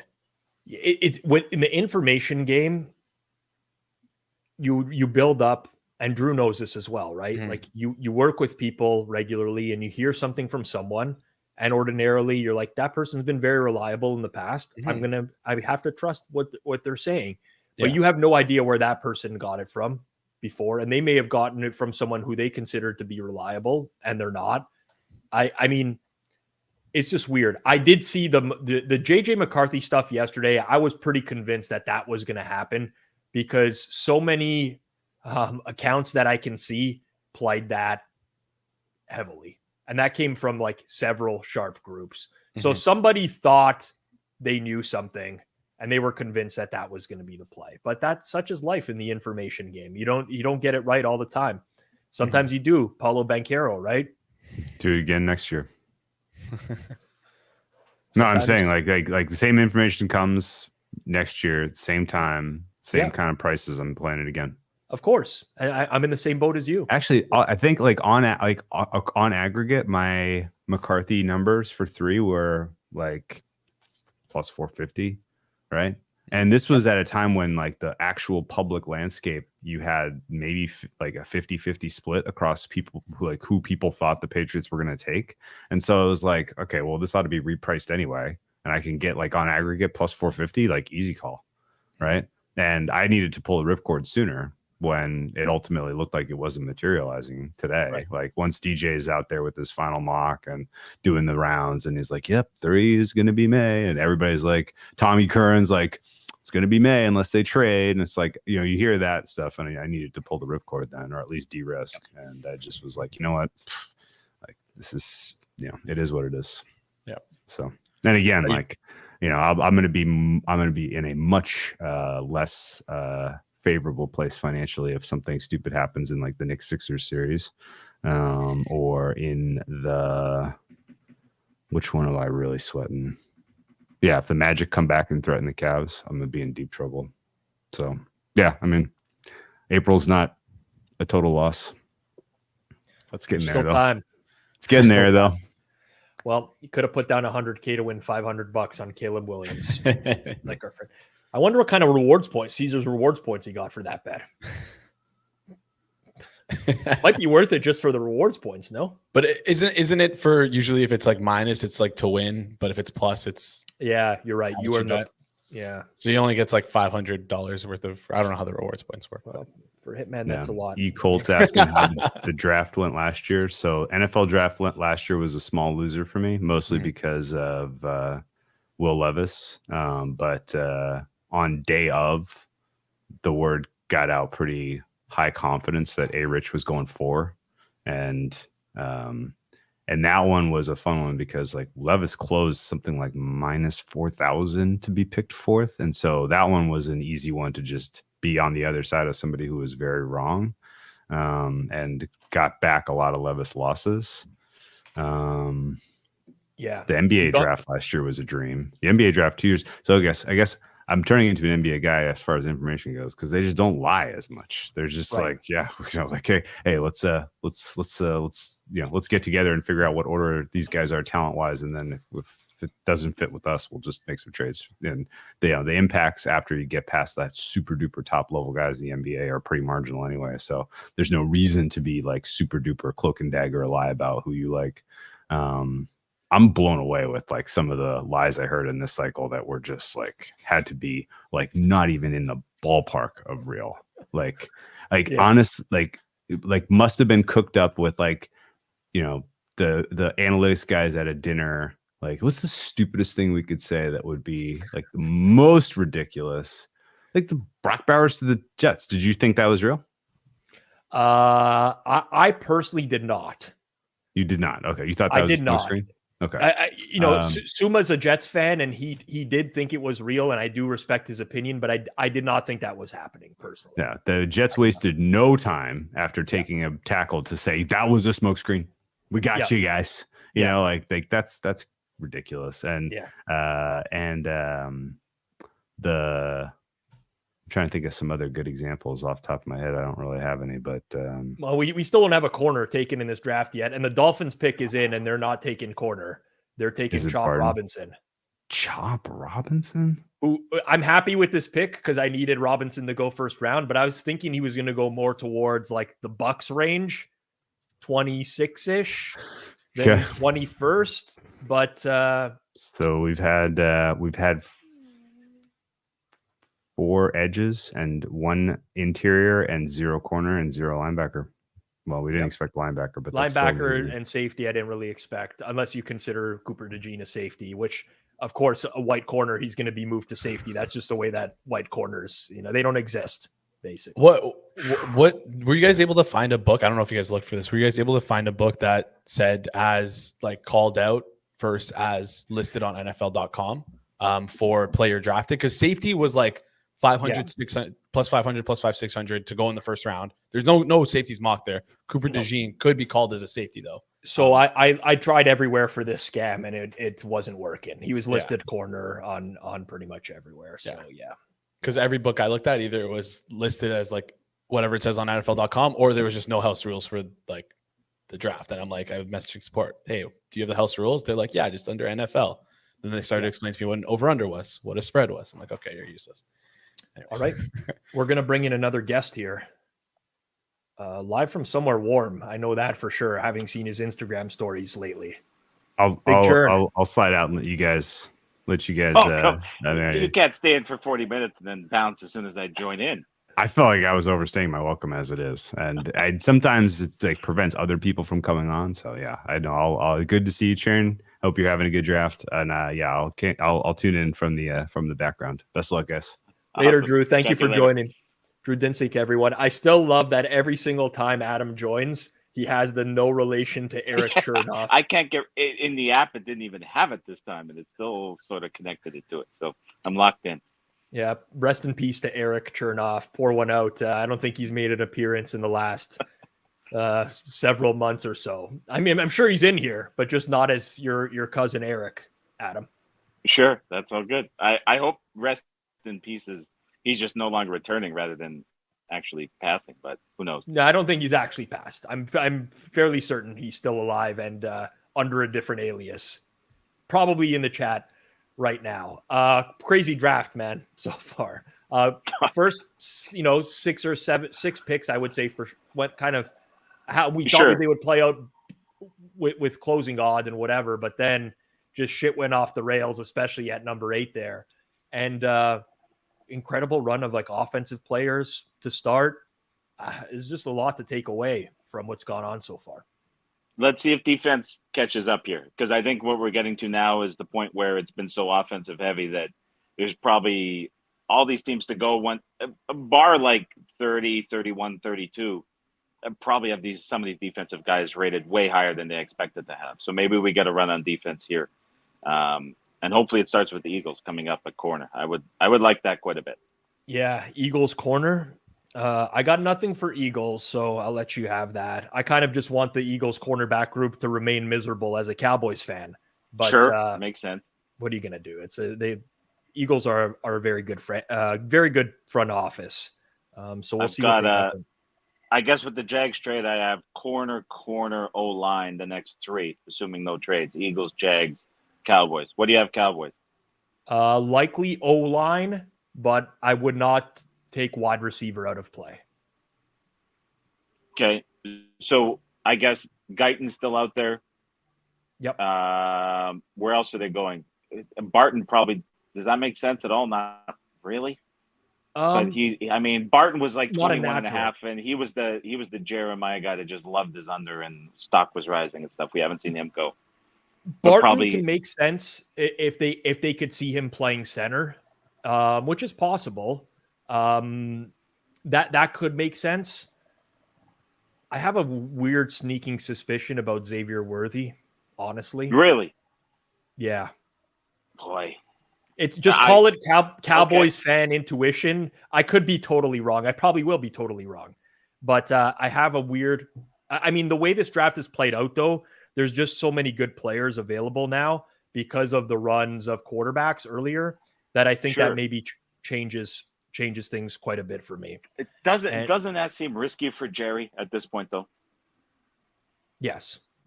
But it just seems like O-line is so safe. And, well, no, but it seems like O-line is just so much what he wants to do. I've got sick of so much of the Stephen Jones pressers where he's kind of dancing around it. Like, I just feel like they're just going O-line to be safe and carry on. Yeah. Eagles still Worthy have would not be, Worthy put the would be pick. wild. Like, think about that offense with Worthy opposite Lamb, and if Gallup ever get but it just what that would look like opposite Lamb would be kind of wild if you think about it. If he's healthy enough to stay at his body shape. The Eagles are draining this clock big time. This is the closest we've. Hasn't. Yeah, I know. 3 hours, Rob. Oh my God, man! Think of the people doing the live streams, please, Philadelphia. Mitchell, Arnold, DeJean, Wiggins available at corner. McKinstry won't get drafted ahead of those guys. Very doubtful. Who do we got available? D-line Newton still out there. Probably not here. I think it's going to be corner here. I think it kind of has to be. Pick is in. Corner No would be spoilers amazing.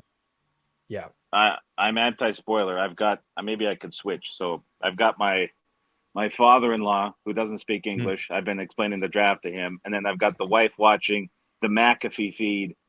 We're at his place. He doesn't have cable, but he's got the YouTube feed. So we've got the McAfee feed going, and it's been a tough watch, to put it lightly. But it's been absolutely a fun devastating. One. Devastating that she's not watching Forward Progress right now. I can't even tell you how devastated I am that she's watching McAfee over the Pizza Man. Well, it's tough. It's tough because I'm sitting in the middle of them, and I'm explaining and translating English to Spanish to him on the left, trying to explain what's going on in the process. And then he's watching the feed, and he's trying to understand why McAfee is in a jean suit, and then who Bill Belichick is. So I'm explaining that to him, and then you've got like Oz the magician coming in doing card tricks, and he has no idea what's going on. Big fan of Oz there, yeah. Yeah, so it's been a fun couple of hours here amid the big draft sweats that we've got going on too. So it's been Adam, an interesting time. I hope it's a corner. Is it a corner? It is a cornerback. It is Quinion Mitchell, who's been drafted. So you're good there on your wager. Okay. Mitchell makes sense scheme fit wise. There was a lot of because you have Fangio taking over, so you can't really go with like a guy like Arnold who makes a lot of sense for the Jags. The Jags are going through a big scheme switch too. So I would expect Arnold to come next just because the Jags, like the release of Williams, Rob, I don't know what you thought about it, but like the guy had such a ridiculously good season. And to me, that just spoke volumes about how serious they were about committing to this scheme shift. And so if you're getting rid of Williams, like to me now, Arnold still being there has to be a win for the Jags coming up. But Mitchell going into that Fangio scheme makes sense. Everyone was quoting Wiggins, but now it's slid. So I think that's a good pick. And good on the Jags for like accumulating an extra pick and having Arnold still available. I thought that there was a decent chance they would draft him at 17. And, sure, me too. And now they get down to 23 here. And then I hope that's the pick. We don't know yet. We're just going to watch the Eagles pick right now. But I'm sweating some Wiggins third corner as well, which would be I have some pretty good prices there. So that would be nice. I don't know. That would be he kind of this whole last kind of like 72 hours has been weird because he slid a bunch, and DeJean after his pro day has just been loved by everybody. But I found I'm not like the biggest draft guy ever, but the last 72 hours, how like so much of the language was so indecisive from lots of these draft analysts. I don't know if you noticed it too, but it's almost like there may have been a bit of a mandate go out to where it was sort of encouraged not to be trying to be predictive, but more so being like really opinionated. A lot of like in this simulation or in this sort of experiment, I thought this rather than being like, this is the pick for this team at this spot. And so I did you notice that? I did, but my opinion is a little bit different on it. I think a lot of these guys this year didn't know shit, and they were just covering their bases with that type of tweet. It's almost like, okay, in this scenario, this team would do that or whatever. Like no one knew shit this year. Like the Jeremiah mock with Latham at 5 turned out to be like Crazy. off. I was just talking to some of the forward progress guys in offline chat, but like Peter Schrager, we were talking about this yesterday in our group. He basically guaranteed that the Rams were going to go offense with their pick. Sure. They went Jared Verse. Like, honestly, I think just nobody knew anything this year. And the teams, I don't know if this is related to regulated betting and gambling or whatever, but it just felt like they were more tight-lipped than ever. It really, really did. And you wonder, at least I did, like when you're a draft analyst is like the job or the title. Like, I mean, you live for this all year long, and then you stop getting that flow of information. Like, I mean, it was my first time like really going intensely into it, and this was interesting to see for sure. Like how many people just didn't know. Is it just me? The Eagles just picked at 22. Let's hope it's Mitchell. It's Mitchell. It's Mitchell. The selection is in. It's Mitchell. Okay, great. You're good. It's 10:48 p.m. Eastern time. Is it just me, or is this running a little bit long this year relative to like we were on a good pace at the beginning? Sure. Some teams got their picks in, like Tennessee got their pick in like 2 minutes for Latham at 7. I was very surprised by that in how quickly they did that. But now we're at like you're in for 4 hours here. Yeah, I wasn't planning on the 4 hours. I was thinking maybe I could get out for like an 8 a.m. round tomorrow. It ain't gonna happen, Churn. It ain't gonna happen. Everything open your way, tarps are off and everything. Yep. Yeah. Is it like that start early April? Yeah, you know the issue with the morning tee times is sometimes you get a frost delay. It sets all the times back by like an hour. Sure. But yeah, it's all good.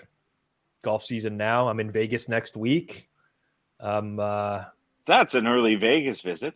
What's cooking in Vegas? It's the annual trip with the wife and friends. Very different Vegas trip. Sure. Know? Cosmo or where? Aria. Close enough. Okay.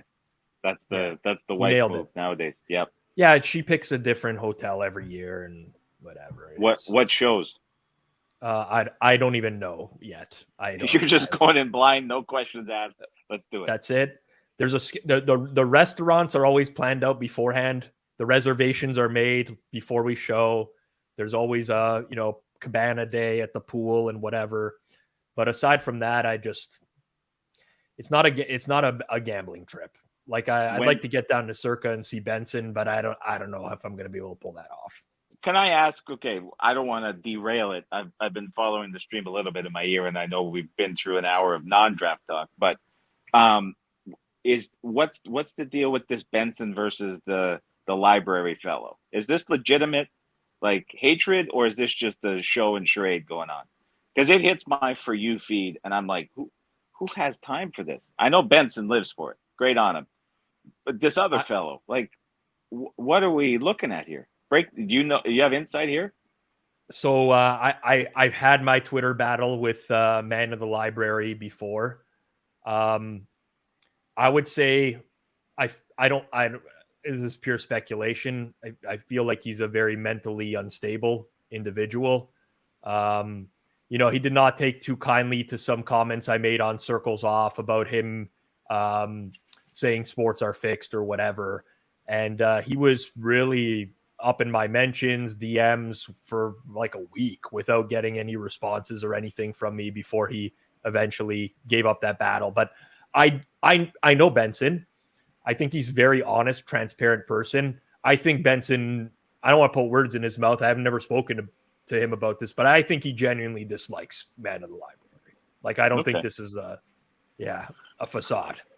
I have no insight into how that head-to-head shaping up, and then there's the GRP one, and I don't know how that shapes up either, but that's for probably another show. But this is, I'm trying to follow it as an outsider now, and I just have no idea. All right. Pick is in for the Jags. It's not who we had expected. It's not Mitchell? It's Mitchell went to the Eagles. It's not our. Pardon me. Where did the Jags go? Not where I expected, Adam. They have gone to Brian Thomas Jr. That's a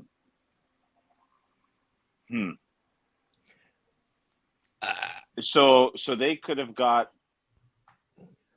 Arnold. I mean, they could have got both guys, but they could have went Arnold earlier, traded back, and then elected to go with an possibly injury-ridden wide receiver with issues long term over the corner for their scheme change. Why did they take? Did they not sign Gabriel Davis? Why did they? Seems like we lost Rob here for a sec, but why did they do that? That's a weird choice, especially on the trade back. Yeah. So they must have had a situation where, I don't know, like I have to wonder how low down they had Arnold rated on their board to end up in a spot where they were looking at Thomas here rated that high. Like that seems like a weird switch. I'm not sure what the thought process is there. In the trade they picked up, I guess, 2 later. I can't remember how later they went for that, but that is boy, that's an interesting direction they chose to go there. Adam, you're such a good host that I had to leave the stream for a little bit and just give you some. I shit you not. This is the first time ever it's dropped off. The first time I've ever used Firefox for this stream instead of Chrome. The reason why is I got a million tabs open in Chrome right now, so I could look at stuff and whatever. It is the quicker. Firefox decided midstream while I was talking, popped up that said Firefox is installing an update and shut down the browser. Like I've never it's happened before. Anyways, lesson learned. I won't do that again. Firefox is out. To catch up on the chat here. So for how.d, it was AD Mitchell and not Quinion.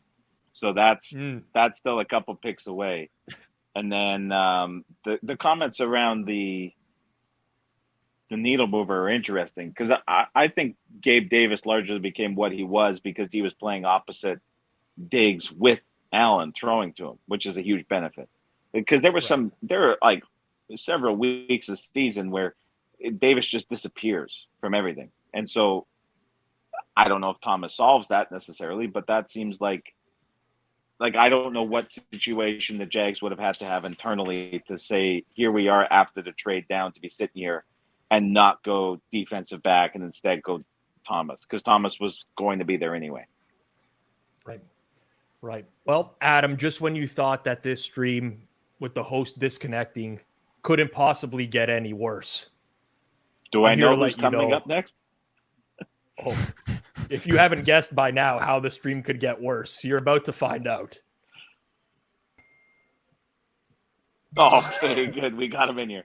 How do you like the setup? I got the Knish setup going. I was going to say the horizontal for Hitman.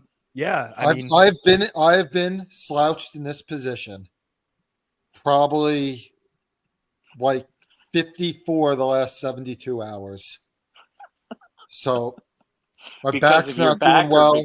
Okay, there we go. This is all fabricated.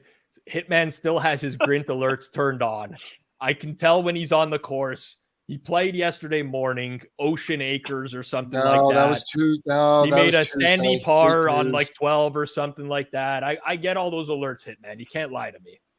I played 9 on Tuesday. No golf on Wednesday, no golf today, and no golf tomorrow. That's a long layoff.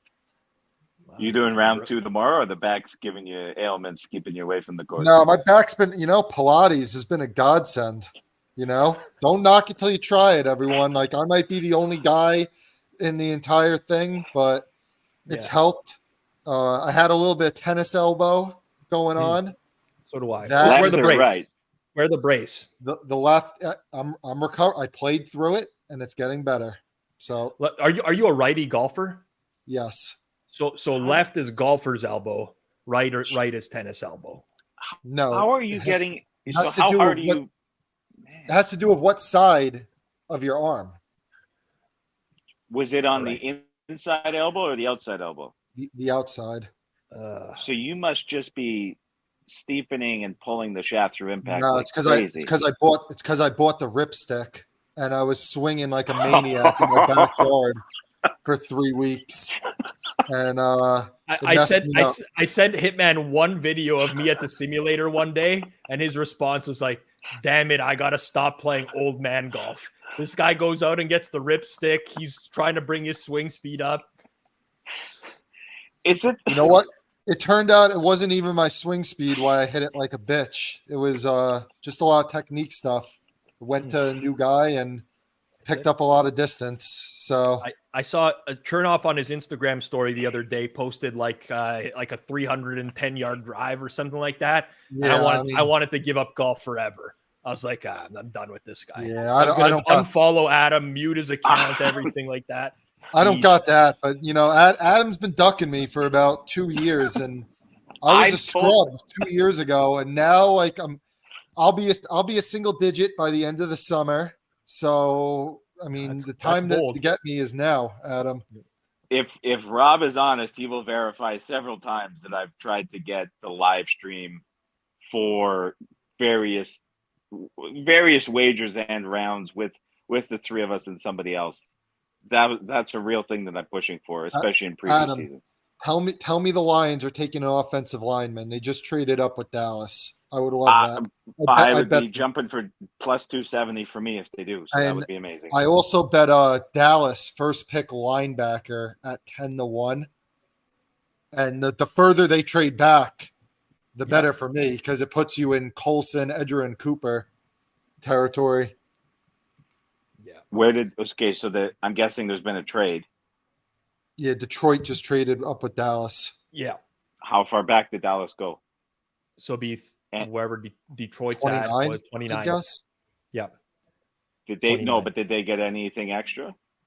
We don't know the comp yet. Nothing that matters, I guess. No, Adam, they traded it straight up, just 24 for 29, no extra. I had to break your pause. I'm talking a round two that would make the linebacker possible, unless you think Edger's going late round one. Well, maybe they trade out of 29 afterwards. I mean, Rob, it's Dallas' second biggest need right now. Maybe their biggest need is linebacker. Head coach, owner are right up there. I think certainly as needs. I kind of like Eric. I think it was Eric Eager that said he could see Dallas firing McCarthy mid-season and hiring Belichick. Yeah, he met. I could see that. Come on. It's corner for the Lions. Who was it? Terry and Arnold. Terry and Arnold. Yeah. Oh damn. Yeah. All right, the dream's dead. I gotta wait another. What'd you say there, Adam? I said, how's the card looking the way a hitman so far? I won. I hear you. I won. But I'm just so spoiled from like the years past, that like even like just winning doesn't feel like enough, But I did put significantly less effort. Must be nice. Just winning doesn't feel like enough. I put significantly less effort in this year until like the week before. You're chirping guys on Discord and then on the live stream saying, just winning's not enough. I put significantly less effort in this year, like where I didn't really start up to like 10 days before. And I'm pretty happy about that because I feel like I know some people that started like 2 months early. We lost Adam.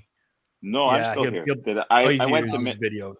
Yeah, I went to minimize to look at the sheet, but I just feel like starting super early just isn't worth it. You can't get much down. This shit is more random than ever. Like I'm probably just going to be starting like a week and a half before now. Going forward. But here's what I would say. Like if I had to do this year over, I might have taken, I would say, the last 2 weeks away. I don't know if I learned anything in the last 2 weeks that helped me get to a better conclusion than what was out early. I don't know if that's way out of line, but based off what I was looking at. Yeah, I mean, I feel like some of my best ones. I feel like some of my best ones were most of what I did was a week before, but I feel like there were some strong ones. Like the Latham one got bombed in like the last few days. Like that was really strong. Sure. The Jared verse over that got bombed. Like I felt like that was really strong. Turner over got hit pretty good. Yeah, it didn't get hit as much as I thought it would. Like, there was a lot of resistance I was getting on that one, but I feel like if you're gonna go early, that's when you just take a lot of long shots. You know, like the first defensive player stuff, long shots. Murphy was 20-1 at one point, like a week and a half before the draft. Sure. The Latu, I had the Latu 6-1. Latu was great. I didn't expect it know. to come at 15 or 16 or whichever it was, but I'm glad it ended up that way. Because that was another thing. Like, if you look at it early, everything early was best pass rusher in the class, but injury. If you looked at it late, you probably ended up on Murphy, I'm guessing, just how it broke down and how everything was being bet. And then it was really the medical clearance, I thought, made a big difference. To me, there was a lot of medical stuff this year that mattered quite a bit and moved stuff a lot. Gun to head, I thought that what's his name? Murphy would have been the first defensive player. Well, that's really how it was trending.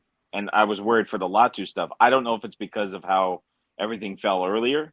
I guess Atlanta kind of threw a wrench in things, but a lot of what was being said out there was that Atlanta had Latu rated higher as is. So I just, that was an interesting one back and forth. Yeah. I mean, who knows? I mean, there was like 7 different reports on Atlanta and they fucking take Michael Penix. So that's the worst. What's been a worse pick than that recently in the top 10? Has there ever been one? The fact that Cousins kind of reminds me of, Man. I was at the draft that the Vikings took Christian Ponder, and I was wearing a Vikings jersey because that's back when it was in New York. And I was standing by the ledge. And when they picked Ponder, the entire crowd, because I'm like the only Vikings fan there or in that general vicinity, the entire crowd was chanting to me, jump, jump, jump, jump. So I felt like that was a pretty bad one. But I was gonna throw out Christian Ponder there. I can't believe you were there. That's crazy, man. I was there wearing a fucking Vikings jersey. I assume you were in like the upper row of like the upper. Yeah, I was. Yeah, exactly. Yeah, I was in a spot. I was in a spot that I probably wouldn't have died if I jumped, but I would have broke a few bones. What would have been worse, breaking those bones or drafting Christian Ponder again for the Vikings? If you were like as much of a diehard fan as I wanted Jake Locker that draft. Okay. So what the fuck do I know?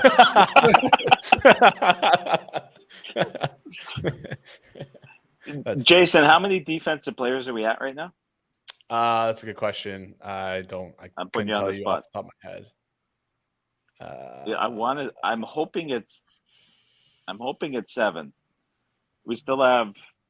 Damn, Green Bay picked offensive line. I had them to pick defense. 6. We're at 7 right now. We're at 7. What do you have? So Hitman with defense is at 7 so far. Defense is at 7. Yes, correct. 9. You have the number at 9, 9.5. I saw some flat 9s. I saw 9.5. I assume you're looking for total defensive players taken, or? Yeah, I was just curious how that's trending. Okay. Green Bay went O-line. Disappointing for me. Yep. Who did they go with? Jordan Morgan. So still no Barton, still no Powers Johnson.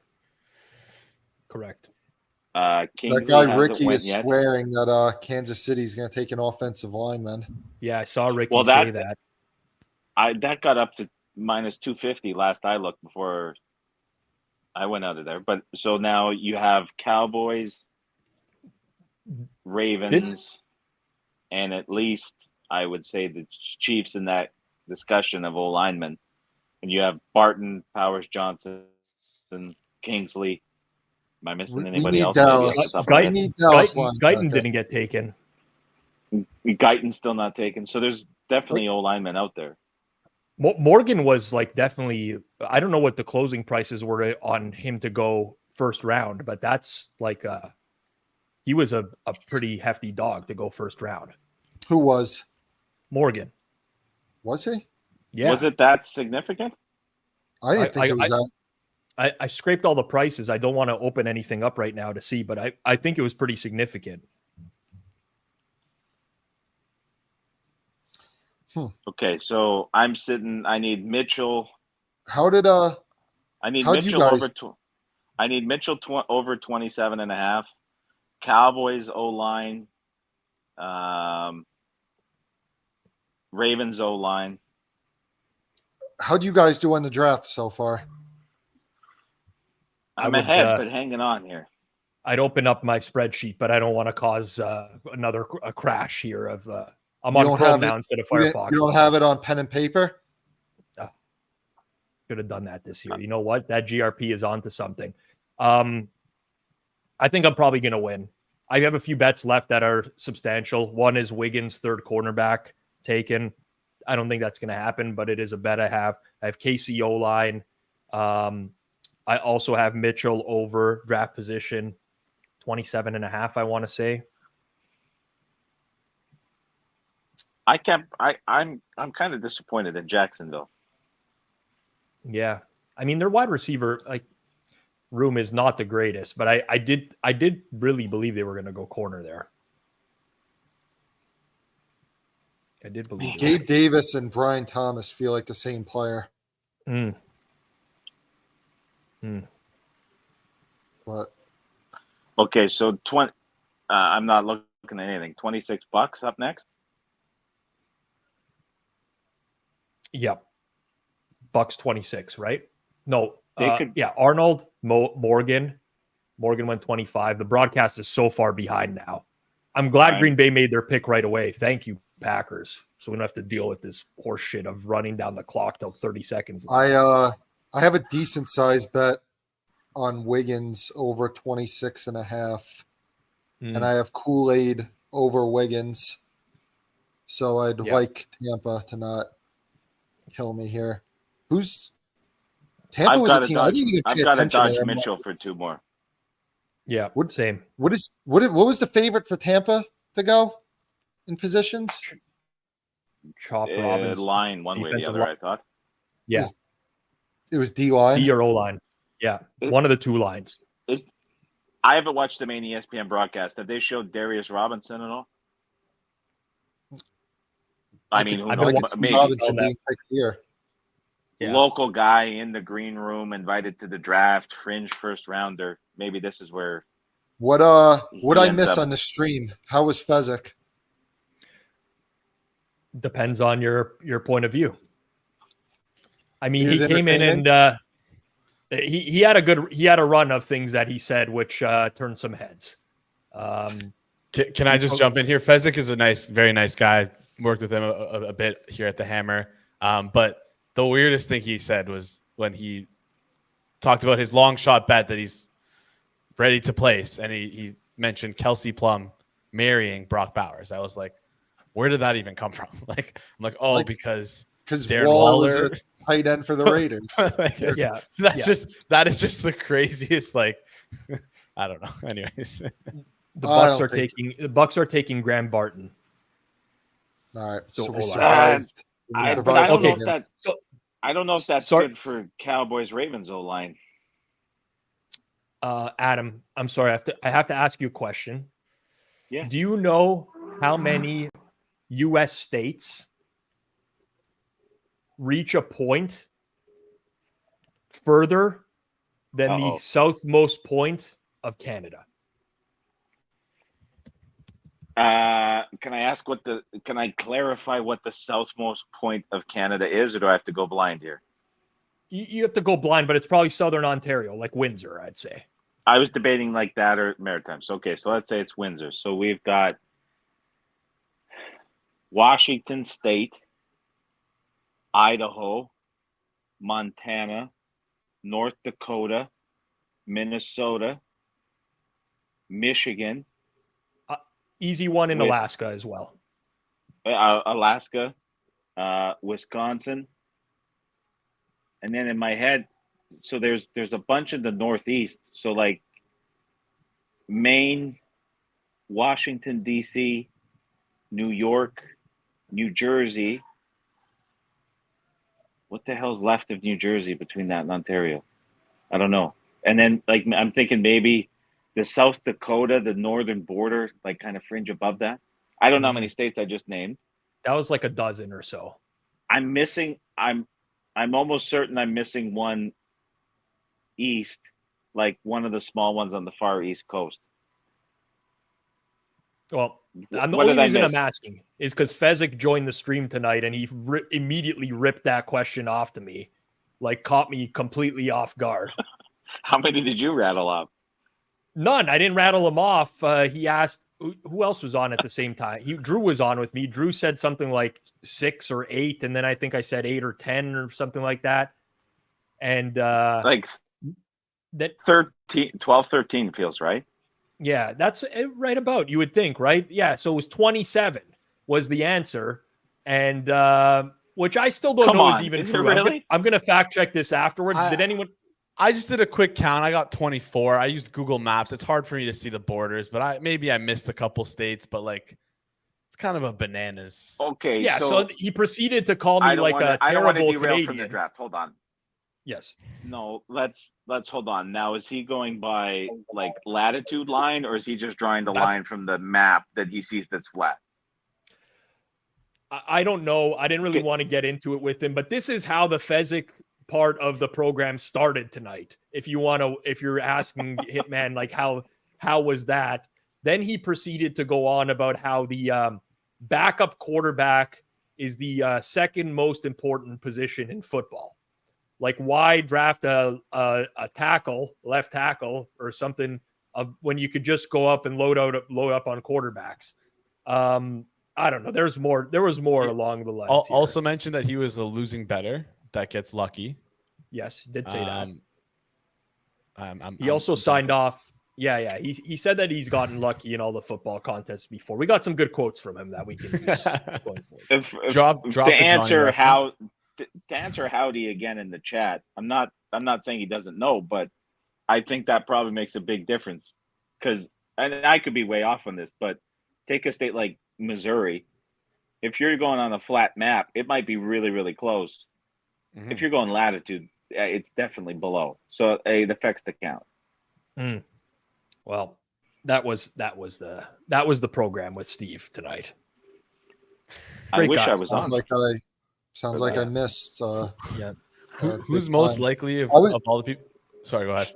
I was live betting the draft, and I'll tell you what. I'm going to tell you something right now. I can't show it to you because I don't have the physical. It might have not been on an account under the Hitman's name, so I can't post the proof. But the Hitman. After the Chargers, they said that they were sticking and picking. What does the Hitman do? He goes and live bets J.J. McCarthy 3-1 to be the 11th pick. Then, about a pick or two later, the Giants pick next. It goes Nabers. I'm thinking, all right, well, McCarthy, we're live for 11. The 10th pick, though, if somebody wants McCarthy, they're going to trade up one spot ahead of Minnesota, probably at 10, paying 24-1 on McCarthy to go 10th. Talk about cornering the market right there. When you refer to yourself in the third person, I want to punch you. It's like what does the Hitman do? Promo. It's like he's cutting a promo right now or something like that. Here we go, guys. I'm just gonna say that is corner. That is how you corner the market, right there. That is a legit cornering of the market. So the excellence of executing bets. The Hitman. Darius Robinson going to the Cardinals right now. There he is. If you were wondering, there you go. There's a reason he got invited. There's no way that. Yes, 100%. Yeah. Okay, so what's the defensive player count? That's a good question. I'll tell you what. I did not do well at all on my team bets, like on what position teams would take. That's what I'm killing. G did well on over-unders. Yeah, I did well on over-unders. I did well on matchups. I had the Latu first defensive player. Yeah. I felt for you, Hitman, when the Bengals didn't draft a corner because they could have drafted the top corner at that point. Well, I got a text from a very sharp guy on our network. Very sharp. I'll give you a hint. He's never originated anything in his life. He's a glorified mover.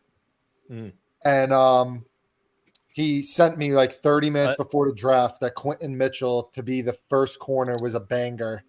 Said bet it up to like minus 220. The market was like 140, 150 at the time. Get whatever I could.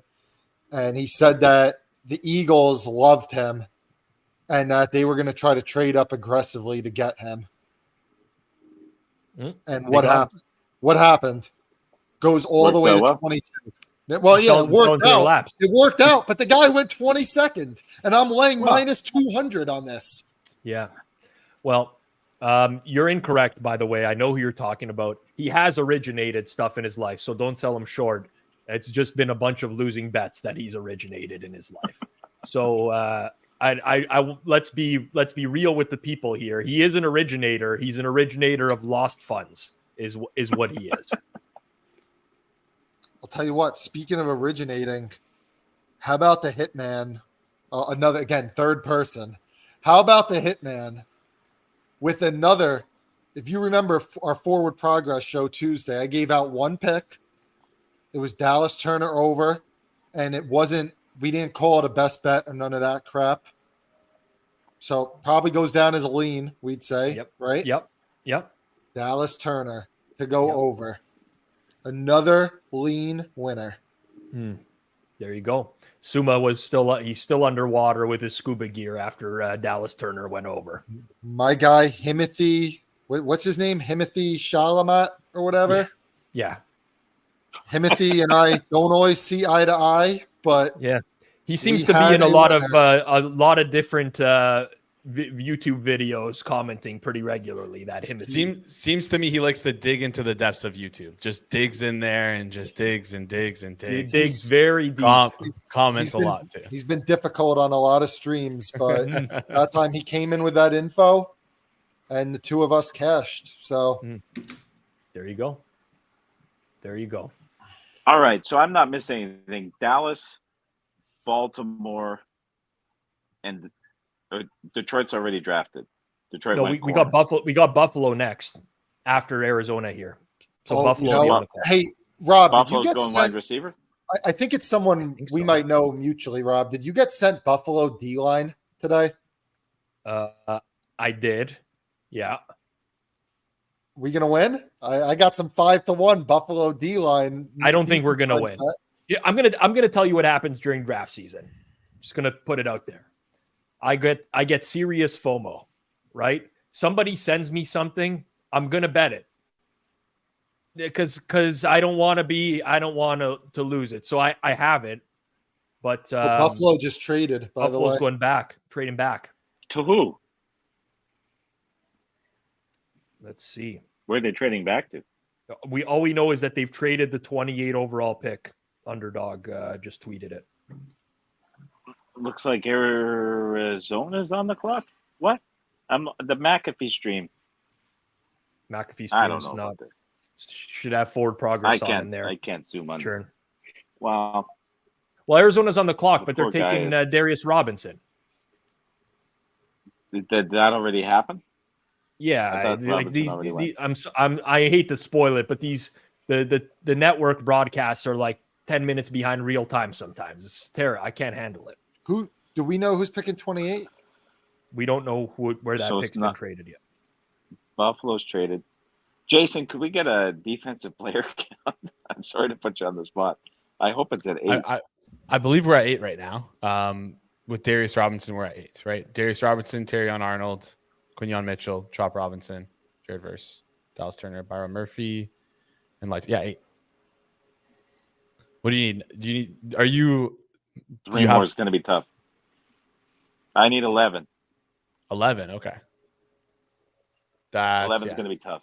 I need 11 Cowboys O-line, Ravens O-line, and Jackson Powers Johnson. I don't think I'm going to sweep that. I think you're going to lose something there just based on how I don't think that's working out. Hate We're to running break it. it to you, Adam, but Just How doing does some nobody quick know math. who's picking? apparently this trade is not a done deal yet. Oh wow. I think Underdog may have jumped the gun, but there's some tweets that are saying that they are in trade talks to move out of 28, but the deal's not done just yet.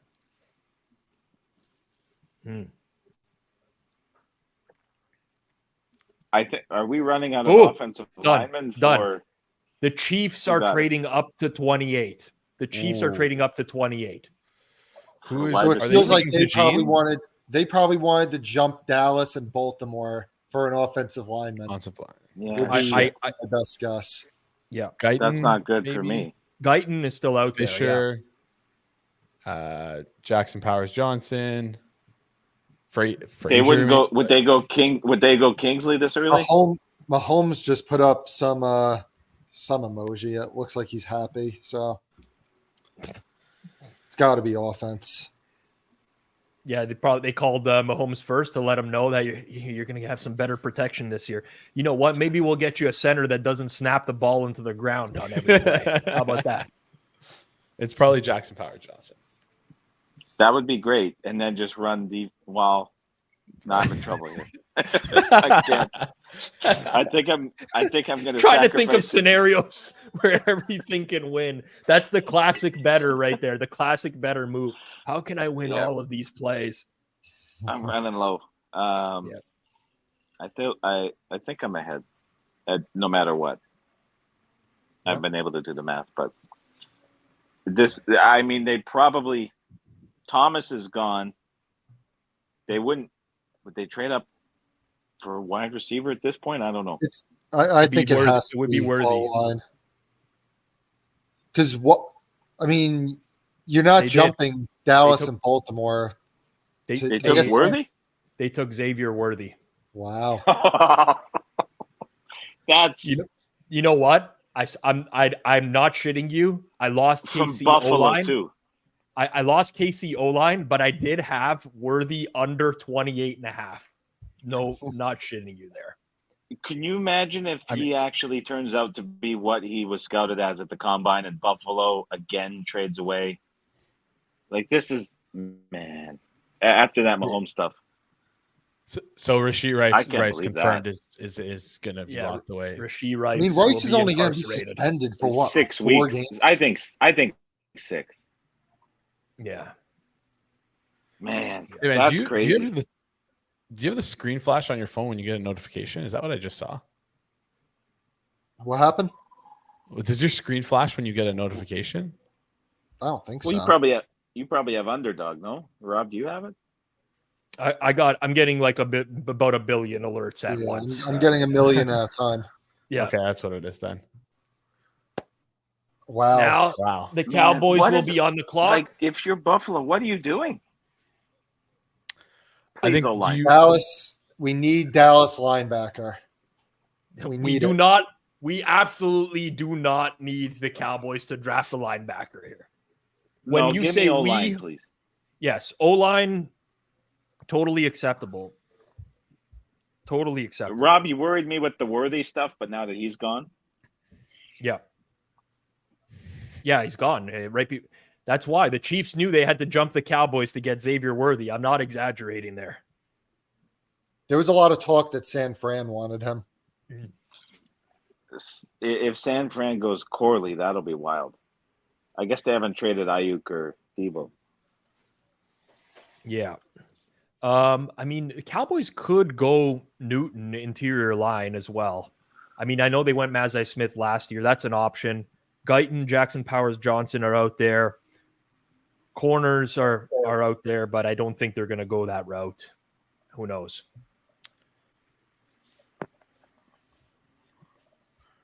One, two, three, four, five, six, 8. Was it 9.5 offensive linemen wanna taken in the wait first till- round? Is that 9.5 was the offensive lineman first round. Yeah. Yeah. Okay. What are we at right now? We're at 8. What are we be at now? 8. How about Cowboys and Ravens to get that number over? I could get Guys, behind there's that. did anybody see there's some controversy? Supposedly Bo Knows didn't give out his $100,000 winner in his Discord. So a lot of people are upset. They said you played this for yourself, but you didn't send it to the Discord. Come on. I received a message last night at 1 a.m. with a screenshot of the $100,000 winner, supposedly, and it said, "You're my bitch." Can you screenshot that and send it to me? You know what? If you don't have to. I'll send it to you, but I just don't want it posted on social media because this guy is just so unhinged. I'm just ending it. I'm not responding no more. I'm not commenting no more. I said what I had to say. I'm done with them. But I will Fair screenshot enough. it and send it to you. Yes. Okay. Well, This is I was the going to use it key. for socials, but The people need to know, I'm not going to use did it for he use the correct your?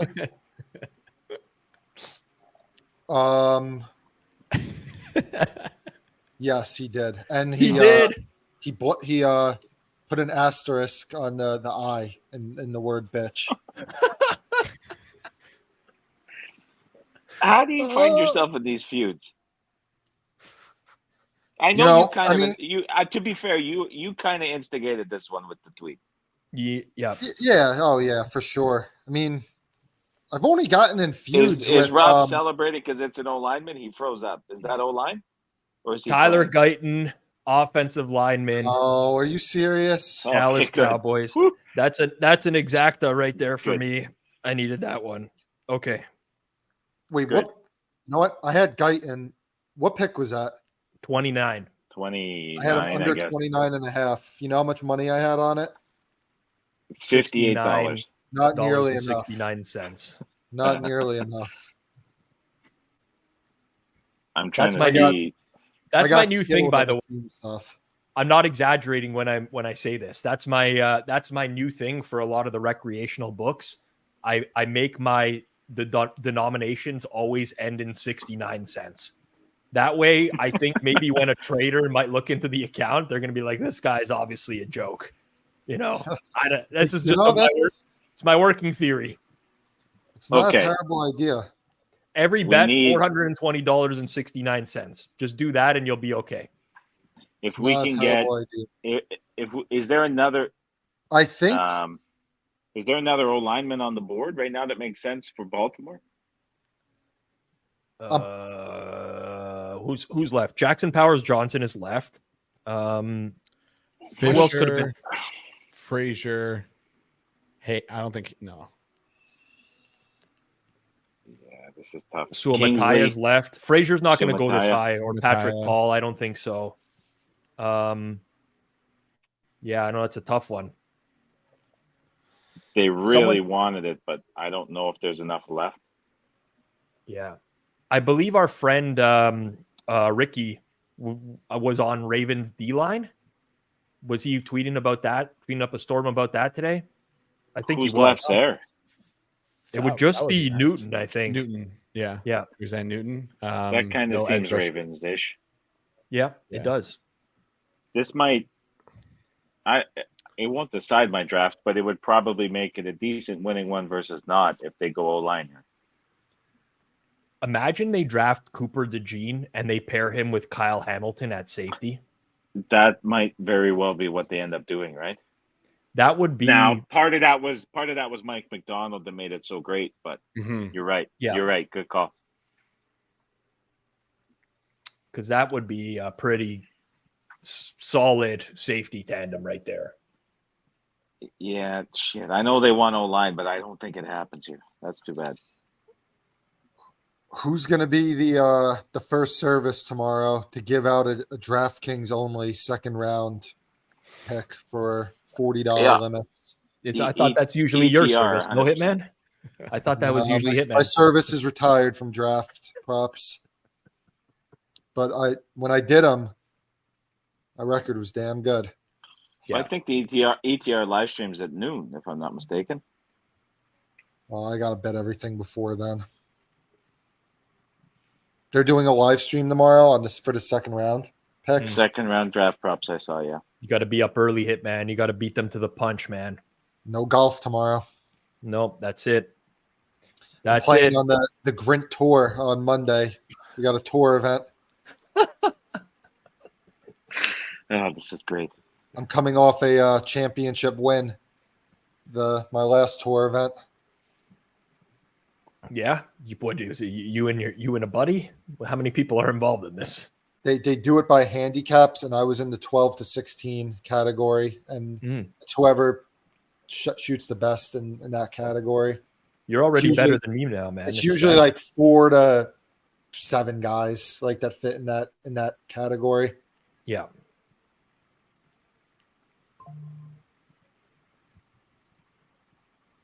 I gotta see what this pick. How much time do we got? The Cowboys pick hasn't even been shown yet on the broadcast. McAfee stream still has Chiefs on the clock. Oh my god! This is a tough live stream event. I'll go after this one and leave you for 31-32. But if I could get O-line here and then Power Johnson somewhere down the end here, the last two, yeah, I'd be jumping.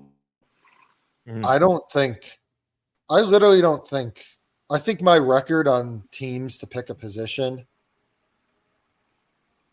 I'm scared to see what it even is. Can't be worse than your record. Can't be worse than your record on forward progress this year. Yeah, that's probably true. You know, the thing about one bad season, you can never live it down. Go ahead, Adam. No, I'm not going to boast about a record for Joe. Dude, the thing about it is, I could easily. I was going to, but if I do it again, and get my ass kicked, then I'm really not going to be able to live it down. But that's good for us. Season. You can promo it every week now, yeah. No, but either way, no matter what, you just don't finish 500 next year, man. Have a great season, have a terrible season, just don't have a 500. That's all I ask of you. Do we have a Ravens pick yet? No, we don't. Also, do you guys not find it rational line? Do you guys not find it really odd that the Bills would deal with the Chiefs so that the Chiefs can get their guy? Again, what's wrong with these guys? They just lose to them every year, and they just keep letting them get the players that they want. Like I don't. Yeah. I don't know. You got to do what's in the. Obviously, if you make a trade, you're making that trade because you think that you think it's going to make your team better and it's going to make the other team worse. Obviously, so they must think like the difference between the 4 picks wasn't worth whatever the compensation was. I look forward to Worthy destroying them downfield in the playoffs next year. The best team forum that still exists for live community is Two Bills Drive. I can't, after this, I'm going straight over there to look because, they're probably losing their mind to do that again because it was weeks of leading up with the Mahomes trade resentment. I can't believe they did it again. Jerry Jones pretty happy, man. That Cowboys war room they're fired up. They're fired up. Jerry might not even need to take the Viagra tonight. Celebrating in the worm. Ready to go. Shit. This pick isn't good this pick's not good for anyone. It's not a no line, is it? Random for Baltimore? They probably went DeJean, I'm guessing. Yeah, it's great for me. Yes. What are you talking about, Hitman? This is huge. That certifies a winning night for me, no matter what. It doesn't matter. All that matters is me and Adam here. What was it, Newton? Nate Wiggins to the Ravens. I needed Wiggins third corner. I had Wiggins in a matchup against Kool-Aid. I just ran out of space for a lineman, unfortunately. Shit, and I have under 3.5 ACC. So I got to survive Keon Coleman going to Buffalo now. You got real sick with the conference bets as well. Whew. But you know what? I actually, you know how we were on the live streams for the games, and I just have every single combination of something where it seems like it's like, oh, I have over Kelsey catches but under yards, like shit like that. Yeah, I have under ACC minus 300, but I have Coleman first round at plus 380. And what's No, all this for ACC, right? handshaking for the camera? I've just assumed that Hitman has had one hand in his pants the entire time. I've noticed the handshaking as well. Who do I look like? Al Bundy? It was in regard to the draft rooms, but I did turn that into a joke. There we go. Okay. Uh, I've still got the father-in-law sitting on the couch watching in the wrong language, so I'm going to go watch the last 2 picks with him, and then hopefully we get a Powers Johnson here somewhere. I don't know if it happens, right. but I'll root for it. JPJ for AC. Let's make it happen. Good to chat with you guys. You too, Adam. Enjoy the rest of your time away. All right. Chat soon. Adam Chernoff, everyone. Where the hell is he? I don't want to disclose just in case he doesn't want to be disclosed. Yeah, there's some real there's a lot of people that have it out for him, you know? Yeah. So Who knows? Maybe he starts getting some DMs like you're getting.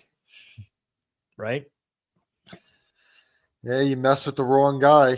You were told mess with- said, You Rob, mess with the wrong guy, that's got a few screws loose, and that's it, man. yeah, it'll be my version of a crazy Joe Davola. Oh man.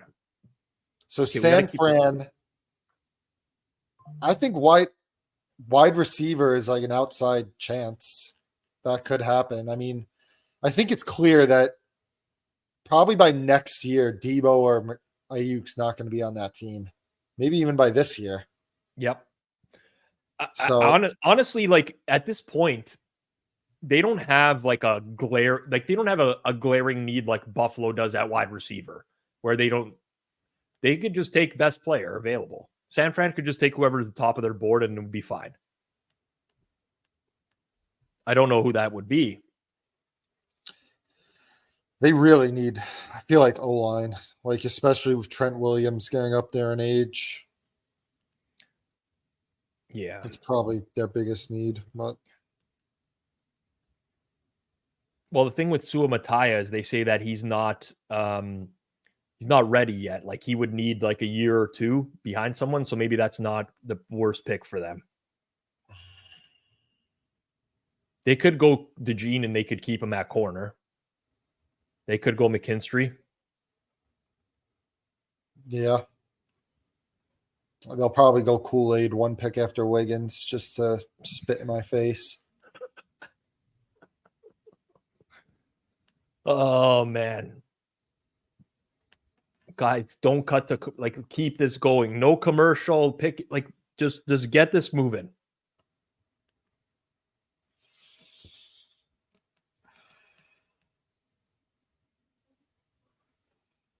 I can't handle another commercial break, man. When are you going to Bet Bash, Rob? I am going to Bet Bash, yeah. Tickets booked. I'll be doing a live pod there. Be playing some craps. Make sure that Circa keeps sending me these VIP offers in the mail. You know, Can you have a talk with Spanky and tell him, can we stop doing it week one of the preseason? he will Like, never can they not do ever it a week ever move before? it. No, he will never ever move it.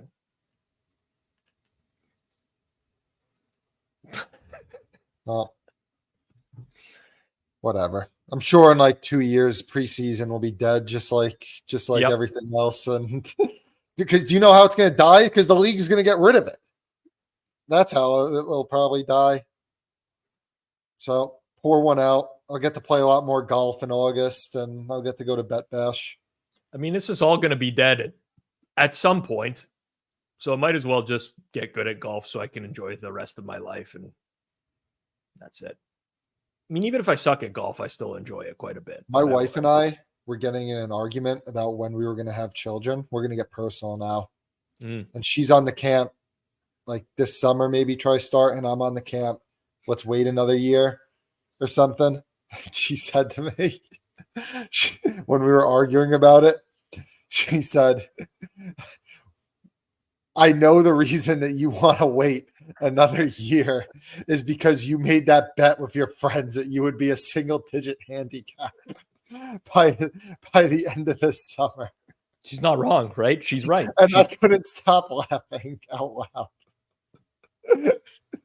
It's tough, man. That's tough. Yeah, I can't do that because then I just won't golf enough. Like I won't be able to do the things I want to do. So I'm very As selfish. soon as that kid is born, day one, I'm joining a country club where I can get in and out in like an hour and a half, get 18 in, and I'm still playing like 4 days a week. I don't give it. I don't care. Yeah. Well, to each their own. To each their own.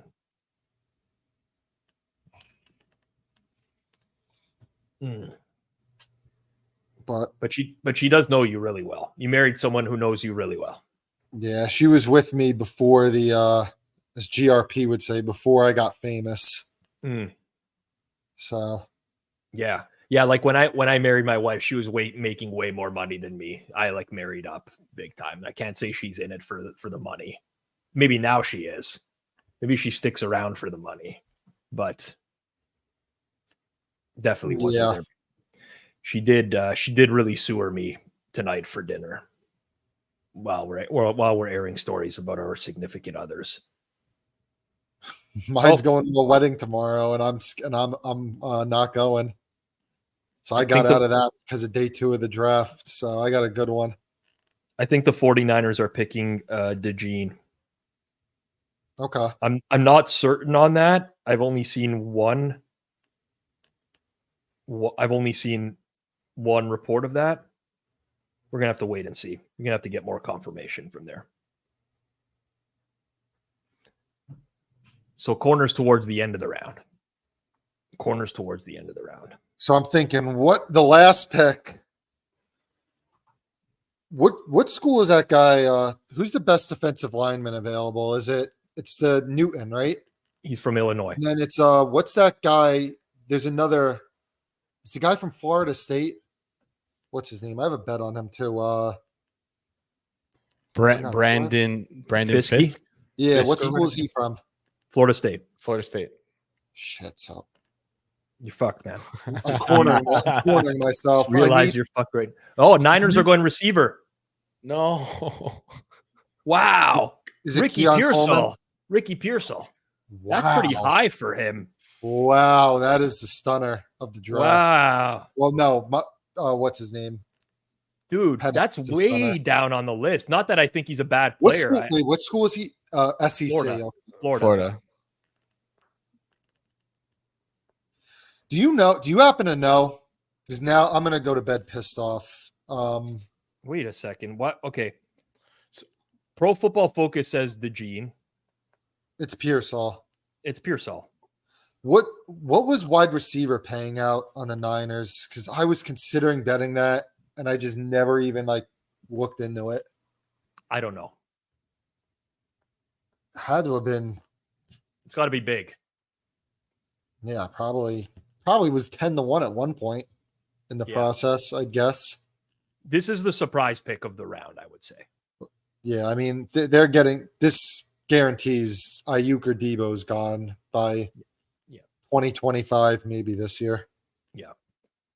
Asterisk on what I just said. Obviously, Penix is the number 1 surprise pick on the round, but that's okay. We're gonna have one more pick left.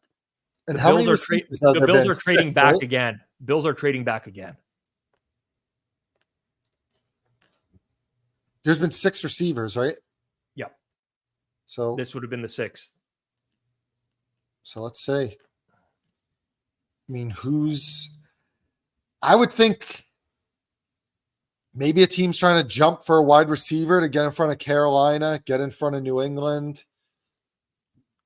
get in front of the Chargers. Yeah.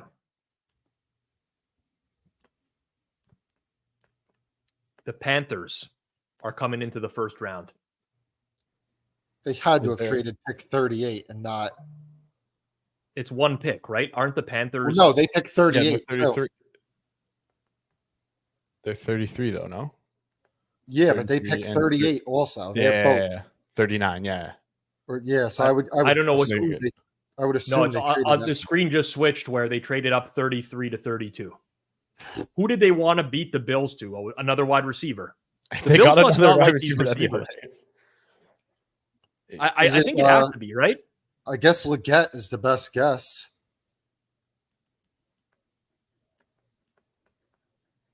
Adonai Mitchell. I was gonna say, wasn't Adonai Mitchell mocked in like in the top 20s, or not the top 20s? What but like in the about, top, like to go in the 20s? Like He Lad closed McConkey. 7.5, but pretty True. juiced.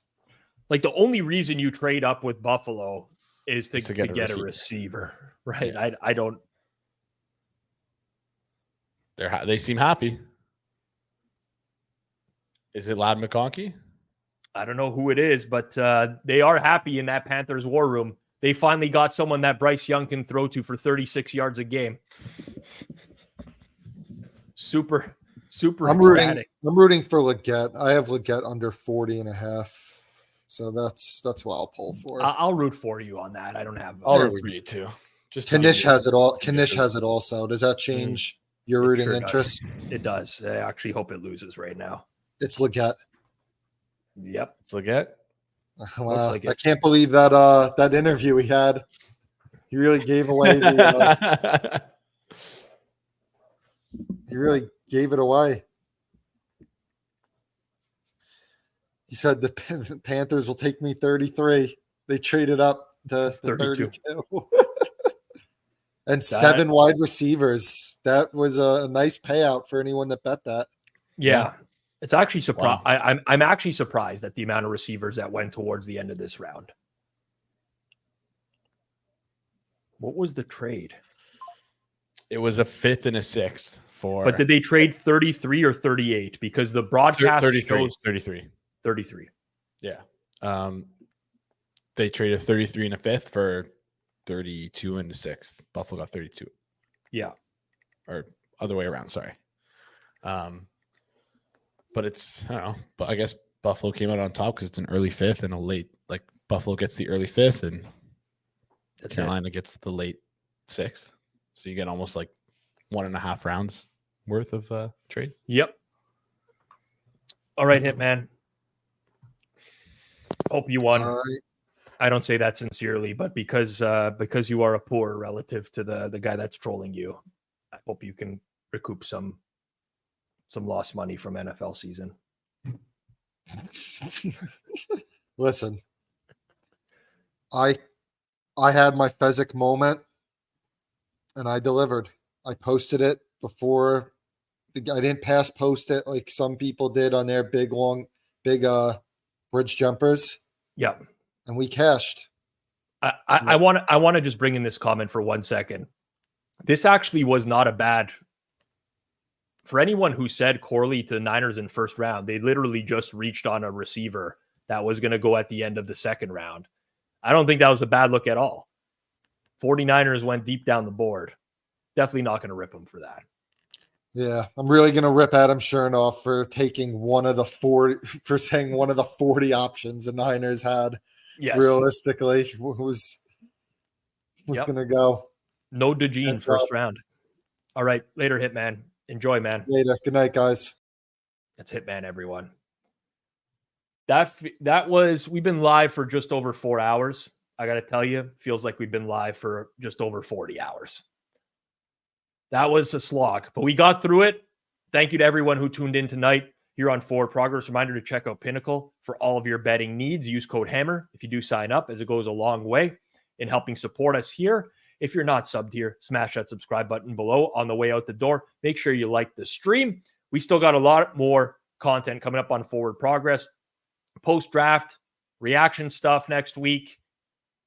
Because honestly, the season's already not that far out. It's summer coming up, but before you know it, it's going to be preseason and more. So make sure you're subbed here on Forward Progress. For myself, Rob Pizzola, for all of our guests that joined us today, for my producer, Jason Cooper, this has been another live watch along here on the Forward Progress YouTube channel. Thanks for everyone who tuned in. Peace out. Have a good night.